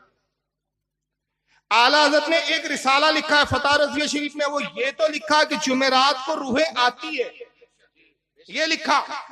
और उसमें आला हजरत ने खुद नहीं लिखा, किताबों के हवाले दिए। मैं चंद हवाले दिखा रहा हूं, आपको सुना रहा हूं। किताब का नाम है जो आला हजरत ने लिखा, जो रिसाला इतियानुल अरवा लिदियारिहिम बादर रवा। और इसमें आला हजरत ने इमाम अब्दुल्लाह इब्न मुबारक, जो इमाम बुखारी के दादा उस्ताद है, इमाम अबू हनीफा के शागिर्द है, उनकी किताब अज़-ज़ुहद हदीस नंबर 429 का हवाला दिया कि उन्होंने कहा कि हदीस में है कि जुमेरात को रूहें आती है। इमाम इब्न अबी शैबा के अल-मुसन्नफ का हवाला दिया आला हज़रत, जो इमाम बुखारी, इमाम मुस्लिम के और इमाम तिरमिजी के उस्ताद है। इमाम इब्न अबी शैबा की हदीस की 12 जिल्दों में किताब आती है अल-मुसन्नफ, उसकी जिल्द नंबर 12 का आपने हवाला दिया और उसमें से हदीसें नकल करके बताया कि ये हदीसों में है कि रसूल ने कहा जुमेरात को रूहें आती है। इमाम बहकी की शाइबुल ईमान का हवाला दिया, इमाम जलालुद्दीन सयूती की शरह सुदूर का हवाला आपने लिखा, शेख अब्दुल हक मोहद्दिस से देहलवी की अशरतुल अमात का हवाला दिया, काजी सनाउल्लाह पानीपती की तज़किरतुल मौता का हवाला दिया, हजरत इमाम मुनावी की जो है शरह जामे सगीर का हवाला दिया। कई किताबों के हवाले दिए और साथ में फिर आला हज़रत ने ये भी लिखा, मैं बता दूं कि आला हज़रत ने कहा कि अगरचे ये हदीसें ज़ईफ है, सनद के एतबार से हदीसें कैसी है, ज़ईफ है, मगर इसके मुकाबले में, इसके रद में, इसके मुखालिफत में कोई सही हदीस भी नहीं, लिहाजा इस अकीदे को मानने में कोई हर्ज नहीं है। तो अकीदा सिर्फ कितना है कि जुमेरात को रूहें आती है और आके क्या करती है, वो ये नहीं कहती क्या पकाया, बिरयानी पकाई कि हलवा पकाया, क्या पकाया, ये नहीं कहती, बल्कि हदीस में आया है कि रूह जुमेरात को आती है। कुछ देर के लिए असर से लेकर मगरिब के दरमियान में मोहलत दी जाती है, रूहों को आजाद कर दिया जाता है। रूहें घरों पर आती है, दरवाजों पर खड़े होकर सदा लगाती है और कहती है ऐ घर वालों, तुम हमारे घर में रहते हो, हमारा छोड़ा हुआ खाते हो, हमारा छोड़ा हुआ इस्तेमाल करते हो, हमारे छोड़े हुए मकान में तुम आराम और सुकून पाते हो। अब हम उस दयार में है, अब हम उस जगह है कि जहां आमाल के सिवा कोई चीज फायदा मंद नहीं। लिहाजा जो हमने तुम पर एहसान किया, کہ تمہاری پرورشیں کی، تمہیں پالا پوسا، تمہیں کھلایا پلایا، تمہارے لیے جائیداد مکان یہ دولت چھوڑی، ہمارے لیے یہ احسان کرو کہ ہمارے لیے ایصال ثواب کرو، ہمارے لیے نیک عمل کرو کہ تمہارے ثواب سے ہمارے درجات بلند ہو اور عذاب میں کمی ہو۔ یہ صدا لگاتی ہے روحیں۔ لیکن وہابڑے نے کیا کیا؟ کتاب کا تو حوالہ دیا بھی نہیں، کہا کہ روح آگے کہتی کیا پکایا؟ اور یہ ایسے جھوٹے ہوتے ہیں، بس وقت ہو گیا 10 منٹ میں نکلنا ہے۔ طاہر گیا بھی آپ کے علاقے کے کٹیہار میں مناظرہ ہوا تھا، یاد ہوں مفتی گیا میں، وہ گیا کریں ہے تو بہاری کا نا، کشن گنج میں ہوا تھا۔ 3 بجے تک گاڑی کھڑی رہے گی، 3 بجے کے بعد بھائی 2:45 نکل جاؤں گا۔ 3 بجے گیٹ پہ گاڑی ہاں بھائی آتے وقت جام لگ گیا تھا۔ نہیں چلیے ٹھیک ہے، اللہ تعالیٰ آسانی کرے میرے لیے بھی۔ انشاءاللہ دعا کریں گے۔ میں عرض کر رہا تھا طاہر گیابی صاحب، گاڑی تیار کریں 3 بجے تک۔ طاہر گیابی صاحب یہ آپ کے کٹیہار میں مناظرہ ہوا تھا، کشن گنج میں ہوا تھا، ملک پور ہاٹ میں، مفتی مطیع الرحمان صاحب کے ناگپور آئے جشن فتح منانے کے لیے۔ اب میرے پاس ہے وہ آڈیو، سناؤں گا، وقت ہوگا زبانی سنا دے رہا، اعتماد کریں، انشاءاللہ کبھی آنا ہوگا تو یاد دلا دیجیے گا تو میں سنا بھی دوں گا۔ اس میں طاہر گیابی کہتا ہے خبیث، یہ بریلیوں کا عقیدہ بڑا گندا ہے، یہ مردوں کو کھانا کھلانے کے لیے فاتحہ دیتے ہیں، کھانا بھیجتے، کہتے ہیں اللہ یہ حلوہ جو رکھا ہے ہمارے فلاں دادا کو پہنچا دے، ہمارے تایا کو پہنچا دے، ہمارے چچا کو پہنچا دے، ہمارے باپ کو پہنچا دے۔ تو ان کا عقیدہ ہے کہ جو کھانا رکھ کے فاتحہ دیتے ہیں یہ کھانا مردوں کو پہنچتا ہے۔ تو بھائی جب تمہارا عقیدہ ہے کہ یہ مردوں کو کھانا پہنچتا ہے تو مردہ کھاتا ہے تو حقتا بھی تو ہوگا۔ مذاق اڑا رہا ہے کم بخت، تو کہا حقتا بھی تو ہوگا۔ تو جب حقتا ہے تو قبر میں پاخانہ گو گو ہو جاتا ہے، بدبو آنے لگتی ہے، تو یہ بدبو باہر نہ آ جائے، تعفن باہر نہ آ جائے، یہ قبر پر عطر چھڑکتے، چادروں سے ڈھانپتے قبروں کو، معاذ اللہ۔ یہ بزرگوں کا مذاق اڑایا، ہمارے اور تمہارے مردوں کی بات نہیں ہو رہی ہے۔ یہ اولیاء کی، کیونکہ ہم اولیاء کی مزاروں پہ عطر ڈالتے ہیں، اولیاء کی مزاروں پہ چادریں ڈالتے ہیں، عام قبروں پہ کہاں ڈالتے ہیں؟ ولیوں کا مذاق اڑا رہا، اس کی بے غیرت قوم ہنس رہی ہے۔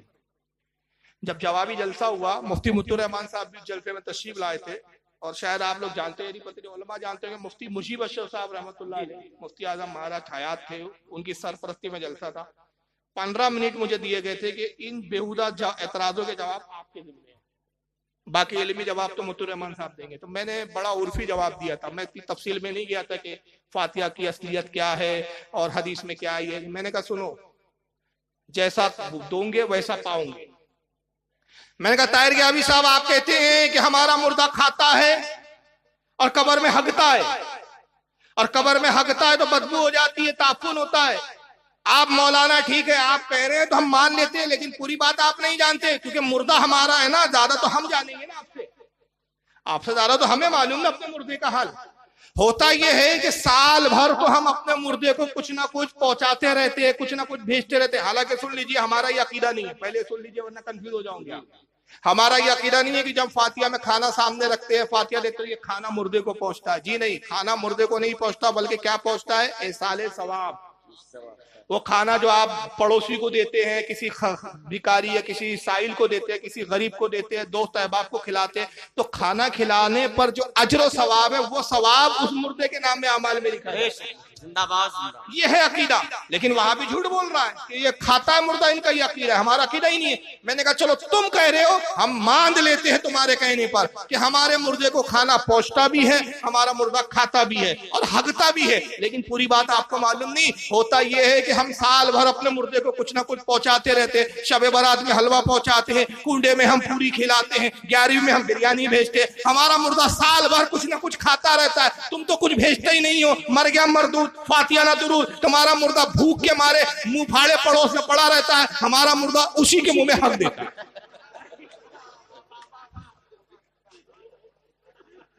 اب اس کا منہ بھی اس کی طرح لگتا ہے، نام نہیں لینا چاہ رہا ہوں، سمجھ لیجیے، بھوک کے مارے پڑا ہے۔ الزامی جواب ہے، بڑا بڑھیا ایسی جواب دینا ہوگا۔ تو اب ان کو حلووں سے کیوں چوڑ ہے، اس کی وجہ بتا دوں؟ چلیے اب وجہ سن لیجیے، لیکن پہلے اس مولوی کو سن لیجیے۔ مولوی توصیف الرحمان نام ہے اس کا۔ 9 मुहर्रम को हुसैन के नाम पे ज़िबा होने वाला गोश्त लेने वालों, कहते हैं बेटा ये पड़ोसी है, मुहर्रम का गोश्त लाया है, शबरात के कुंडे लाया है, ले लो कोठे ते सट दिया जे, ना खाया जे, अगर ना लोगे तो दोस्ती खराब होगी। तो अच्छा मौलवी साहब की इल्मी सलाहियत देखो, 9 मुहर्रम को हुसैन के नाम का गोश्त तकसीम करने वालों, यानी हुसैन पाक के नाम का शरबत बट्टा है तो वहां गोश्त बंटवा दिया है। और उसके बाद शबे बारात को में वो क्या बंटवारा है, कुंडे की नियाज हो रही है, शबे बारात में कुंडे की नियाज हो रही है, यानी पूरा उलट पुलट कर दिया मौलवी जी ने। तू लेकर कोठे पे फेंकेगा, तेरे बेटे कहेंगे अब्बा जान ले लिया करते थे, छुप के खा भी लिया करते थे, खा लो। गैरत ईमान ये है जो गैरुल्लाह के नाम की चीज है, वो 11वीं का दूध हो, वो बीबी फातिमा की सन के हो, वो किसी हजरत के दरबार पर तकसीम होने वाला दूध हो, कहो ये गैरुल्लाह के नाम पर है, सूअर से ज्यादा हराम है, सूअर से ज्यादा हराम है। अहले तौहीद इसको कबूल। 11वीं की बिरयानी, उसने गलत बोला मैं सही कर देता हूँ, 11वीं की बिरयानी हो, मोहर्रम का शरबत हो, शबे बारात के कुंडे हो, ये गैरुल्लाह के नाम से है, सूअर से ज्यादा। किससे ज्यादा हराम है? सूअर से ज्यादा। और सूअर को हराम किसने करार दिया? बोलो बोलो बोलो। अल्लाह ने।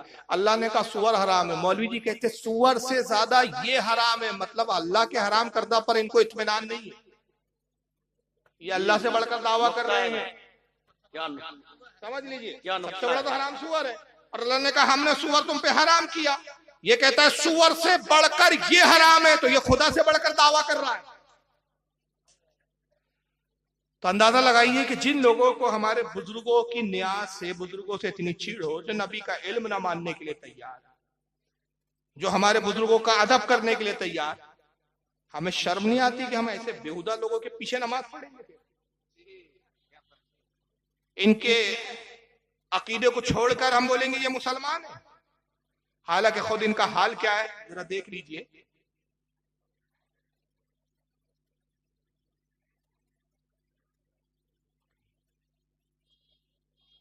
ये देखिए किताब मेरे साथ इस वक्त मौजूद भी है।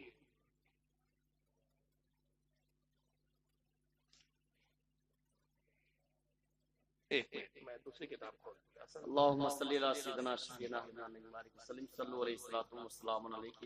ये किताब आपके सामने है और इस वक्त मेरे टेबल पे ओरिजिनल रखी हुई है, साथ में ओरिजिनल भी लेके इसलिए घूमता हूँ कि कोई कहे कि ये चीज बनाई हुई है तो भैया आकर खुद देख ले अपनी आंखों से। किताब का नाम दिख रहा है आपको, नुज़ूलुल अबरार। क्या नाम है? अरबी में है नुज़ूलुल अबरार, और लिखने वाले कौन है? मौलवी वहीदुज़्ज़मा हैदराबादी, मर गए। क्या लिखते हैं इसी जमात के, जरा सुन लीजिए इनका फतवा। ये इन्होंने 11वीं को हराम करार दिया था सूअर से ज्यादा। अल्लाह ताला ने देखिए इनसे क्या लिखवाया। लिखते हैं सुरूरुल क़ल्ब वल खिंज़ीर फ़फ़ीही क़ौलान वलस्साहु तहरा। कहते हैं कुत्ते और सूअर के झूठा खाने के बारे में 2 कौल है, यानी किसी खाने में कुत्ता मुंह डाल दे, किसी खाने की चीज में सूअर मुंह डाल दे, तो वो खाना इंसान खाए या ना खाए, वो खाना पाक है या नापाक है। कहते हैं इस बारे में 2 कौल है, और सही कौल ये है कि वो खाना पाक है। यानी अगर वहाबी जी की खाने की प्लेट में सूअर भी मुंह डाल दे तो वहाबी वो सूअर का झूठा वाला खाना खा लेगा पाक बोल के, लेकिन 11वीं का खाना नहीं खाएगा। नफरत देखो कितनी है उनको। और थानवी जी का आलम क्या था जरा वो भी सुनते चले आप। थानवी जी तो फिर माशाअल्लाह थे भाई इनके। थानवी जी की किताब है बहिश्ती ज़ेवर, ये आम तबलीगी जमात वालों के आपको मिल जाएगी। जिल्द नंबर 2 है, पेज नंबर 70 है, सफ़ा 70, और मसला नंबर 26 पाकी और नापाकी का बयान। उसके अंदर ये मसला 26 लिखते हैं, कहते हैं हाथ में कोई नजस चीज लगी थी, उसको किसी ने जबान से 3 दफा चाट लिया तो भी पाक हो जाएगा, मगर चाटना मना है। कहते हाथ में नजीस चीज लग जाए, थे गू, गोबर, पेशाब, पाखाना, पीप, खून, ये सब नापाक और नजीस चीजें, ये हाथ में लग जाए तो पाक कैसे करना है? थानवी जी का मसला है 3 दफा चाट लो, 1 2 3, हाथ हो गया आपका पाक। थानवी जी अब मरीज उम्मत थे बेचारे, हकीमुल उम्मत बोलते थे लोग उनको। इन मरीज उम्मत को कोई समझाए कि मौलवी साहब हाथ में नजासत लगी, हाथ पाक करने के लिए 3 दफा तो चाटा, हाथ तो पाक हो गया, जनाब मुंह का क्या हुआ? یہ نجاست تب منہ میں چلے گی، اس کا کیا ہوا؟ اب اسے پاک کرنے کے لیے پیشاب کے کلے کرنے کا تو ارادہ نہیں ہے. کیا ارادہ رکھتے ہیں آپ لوگ؟ ارے بھائی ہاتھ میں نجاست لگ جائے، مٹی میں رگڑ لو، پانی نہیں ہے تو کپڑے میں پوچھ لو، طریقے ہیں نا. بلکہ فقہاء کرام نے صاف فرمایا ہے کہ اگر کسی کو پیشاب آ جائے، اب ڈھیلا بھی نہیں مل رہا ہے، یہ میں آپ کو طریقہ بھی بتا دیتا ہوں، پانی بھی نہیں مل رہا ہے، اب پاکی کیسے حاصل کرے بھائی؟ پانی نہیں ہے، ڈھیلا نہیں ہے، کاغذ بھی نہیں ہے، جو آج کل موٹے کاغذ بھی آ رہے ہیں جو جذب کر لیتے ہیں. تو علماء فرماتے ہیں کہ اگر رومال ہو پاس میں، یا رومال بھی نہ ہو تو جیسے کرتا ہے تو یہاں ایک گارڈ باندھ لے، موٹی سی گارڈ باندھ لیا، اور اس سے وہ پیشاب کو خشک کر کے صاف کر لیا. اب یہ تو متعین ہوگا کہ یہ اتنا حصہ کیا ہے؟ ناپاک ہے. اور جیسے ہی جہاں بھی پانی دستیاب ہو، پانی میں قدرت پائے، اتنا حصہ دھو لے، کپڑا بھی پاک ہو گیا اور آپ بھی پاک ہو. یہ سب فقہاء کرام نے بیان کی. تھانوی صاحب کہتے ہیں نہیں، ہاتھ میں نجاست لگی ہے، پانی نہیں مل رہا، ڈرنے کی بات کی، 3 دفعہ چاٹ لو، ہاتھ پاک کر. اور خود ان کا عالم کیا تھا کھانے پینے کے معاملے میں، کتنے لالچی تھے، ذرا ان کی یہ بھی لالچ ذرا سن لیجیے. تھانوی صاحب کی کتاب ہے جس کا نام ہے، یہ سب اوریجنل کتاب ہے میرے پاس، کمالات اشرفیہ، تو اس میں تو کمال کیا تھانوی صاحب نے. صفحہ نمبر 181 پہ تھانوی صاحب کہتے ہیں کہ فرمایا دعوت اور ہدیے میں حلال و حرام کو زیادہ نہیں دیکھتا کیونکہ میں متقی نہیں. کہتے ہیں اگر کوئی دعوت میں بلا کے حرام بھی کھلا دے تو میں حرام مال بھی کھا جاتا ہوں. کوئی حرام مال کا تحفہ لا کے دے تو وہ مجھے معلوم ہے کہ یہ حرام پیسے سے لایا، حرام کا تحفہ ہے، وہ بھی میں لے لیتا ہوں. کیوں؟ کیونکہ میں متقی نہیں. اور ان سب سے بازی لے کے چاہتے آگے کون؟ مولوی رشید احمد گنگوہی صاحب. ان سے سوال ہوتا ہے کہ صاحب کوا کھانا کیسا ہے؟ یہ فتاوی رشیدیہ، مولوی رشید احمد گنگوہی کی صفحہ 597. سوال ہوتا ہے جس جگہ زاغ معروفہ کو اکثر حرام جانتے ہو، زاغ کہتے فارسی میں، فارسی کا جملہ ہے، زاغ کہتے کوے کو، معروفہ مشہور کوا، تو مشہور کوا کون سا ہے؟ کالا والا. کالا ہے کہ سفید ہے؟ کالا والا. کالے والا، یعنی وہ جو عام طور پہ کالے کوے کائیں کائیں کرتے پھرتا ہے. کہتے جس جگہ زاغ معروف ہے، یعنی مشہور کوے کو اکثر حرام جانتے ہو اور کھانے والے کو برا کہتے ہو، تو ایسی جگہ اس کوا کھانے والے کو کچھ ثواب ہوگا یا نہ ثواب ہوگا نہ عذاب. یعنی پوچھا گیا کہ اگر کوئی ایسی جگہ جہاں کالا کوا کھانا حرام لوگ سمجھتے ہیں، کھانے والے کو برا سمجھتے ہیں، وہاں کوئی اگر کالا کوا کھائے تو اس کو ثواب ہوگا یا عذاب ہوگا؟ گنگوہی صاحب جواب میں کہتے ہیں، جواب ثواب ہوگا. 11ویں کے میں جو ہے کھانا کیسا ہے؟ سور سے زیادہ، لیکن کالے کالے کوے کھانا ثواب ہے. اور ثواب وہ ہوتا ہے کہ جس کے بارے میں اللہ کے نبی نے فرمایا کہ بھائی یہ کام کرو، اس پہ اتنا ثواب ہے. جس پہ اللہ وحی نازل کرے یا جبریل کے ذریعے آ کے بتایا جائے کہ اللہ کہتا ہے یہ کام کرو، اس پہ ثواب ہے، تو ان کو کس نے بتا دیا بھائی؟ جبریل نے آ کے کہا کوا کھانا ثواب ہے، جبکہ حدیث پاک میں صاف واضح ہے کہ اللہ کے نبی صلی اللہ علیہ وسلم نے کوے کے بارے میں فرمایا یہ فاسق ہے. اور عبداللہ ابن عمر کہتے ہیں کہ جس کو نبی نے فاسق کہا وہ کبھی پاک اور حلال چیز ہو ہی نہیں سکتی. چلیے یہاں تک تو کوے تک بات تھی، سور تک بات تھی، لیکن بات آگے یہاں تک بڑھ گئی کہ صاحب اونٹ کا پیشاب پینا بھی جائز ہے کیا؟ اور سعودی عرب میں باقاعدہ 10 ریال میں اونٹ کا پیشاب ملتا ہے. یہ دیکھ لیجیے، آپ کو یقین نہ آئے تو. ايوه زد زد زد زد يعني ما تعمل بين هذول البول. ها هذا احسن من الحليب. camel urine. كم تبيعونه باللتر أو بالقارورة؟ And they sell it over here for like 10 riyals. قارورہ عربی میں پیشاب کو بولتے ہیں، سمجھ رہے آپ؟ وہ پوچھ رہا ہے عربی میں اس سے، وہ کیونکہ عربین لڑکی بیٹھی ہے، وہ 10 ریال میں بیچ رہی ہے روڈ پہ وہ پیشاب، اور فریش بالکل تازہ تازہ اونٹ کا پیشاب ہے. تو کتنے ہے؟ تو وہ کہہ رہی ہے کہ 10 ریال میں، 10 ریال. This is where you get like fresh camel urine, and if you want. هذا شباب. یہ دکھا کے پی رہا ہے، کہتا ہے ہاذا شباب، مطلب یہ بالکل تازہ نکالا ہے میں نے. ان کے ابا اونٹ نے بالکل تازہ تازہ پیشاب دیا ہے، ये बिल्कुल हादा शवाब, और एक ही सांस में पूरा गट करके पी लिया। चलो यहाँ कोई शक कर सकता है भाई वो तो पीते हुए दिखाया आपने, पता नहीं वो पानी पी रहा और आपने उठ बोल दिया, चलो छोड़ो। बिल्कुल डायरेक्ट नल से जो नाजिल हो रहा है उसको पीते हुए देख लो आप, और वजू भी हो रहा है उससे, यानी ऊँट के पानी से वजू कर रहा है। या पानी बोल रहा हूँ मैं यार, पेशाब है, जरा देखो ये नजदीक عبش هلب العبش خطيب هذا حاجة صورة هذا عبش هلب يقول عبش خطيب يقولون كرورة ماشي كرورة يجيبون عليك والله جواب هذا عالي هذا غسول الكبد غسول كل الامراض الله جعل من بولها دواء هذه عطى الله سبحانه يا هلا ها अब बताइए सऊदीया में ऊँट मिलता है तो ये ऊँट के पेशाब से वजू कर ले, तो ऐसा ना हो कि आप जिस वहाबी मौलवी को अच्छा मौलवी समझ रहे गाय के पेशाब से वजू करके ना आ जाए किसी दिन। क्योंकि वैसे भी यहाँ भी एक रामदेव बाबा जो बड़ी फजीलत बताते हैं गाय के पेशाब की। तो अंदाजा लगाइए जिनकी गिजा खुद हराम, जाहिर सी बात है कि वो ऐसी पाकीज़ा गिजाओं के बारे में कैसे कह सकते कि जायज है। तो ये अल्लाह की मार है इनके ऊपर कि तुमने मेरे वली अब्दुल कादिर जिलानी की 11वीं को सुअर से ज्यादा हराम बोला, सुअर का झूठा तुम्हें खिलाया जाएगा।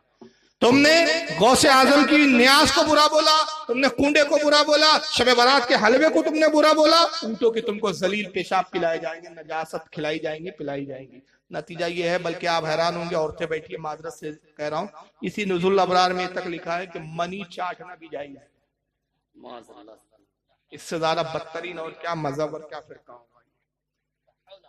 लिहाजा आज दोनों चीजों की जरूरत है, इस्लाह आमाल की भी जरूरत है, इस्लाह अकायद की भी जरूरत है। हमें अकीदे की भी इस्लाह करनी है, और अकीदे की सबसे बड़ी इस दौर में जो इस्लाह है, सबसे बड़ी जो इस दौर में इस्लाह है वो ये कि इन बदअकीदों से अपनी औलादों को, अपनी नस्लों को और खुद अपने आप को बचाओ। ये अगर आपकी बस्ती में आके तबलीग करते हैं, इनसे कहोगे जनाब आप हमें दीन मत समझाइए, दीन समझना है हम अपने उलमा से समझें, और अगर तुम्हें ये जिद हो कि तुम सच्चे हो तो हमारे उलमा के पास आओ, हमारे उलमा से बात। तो बहरहाल आज मुख्तसर वक्त में मैंने चंद चीजें आपके सामने रखी।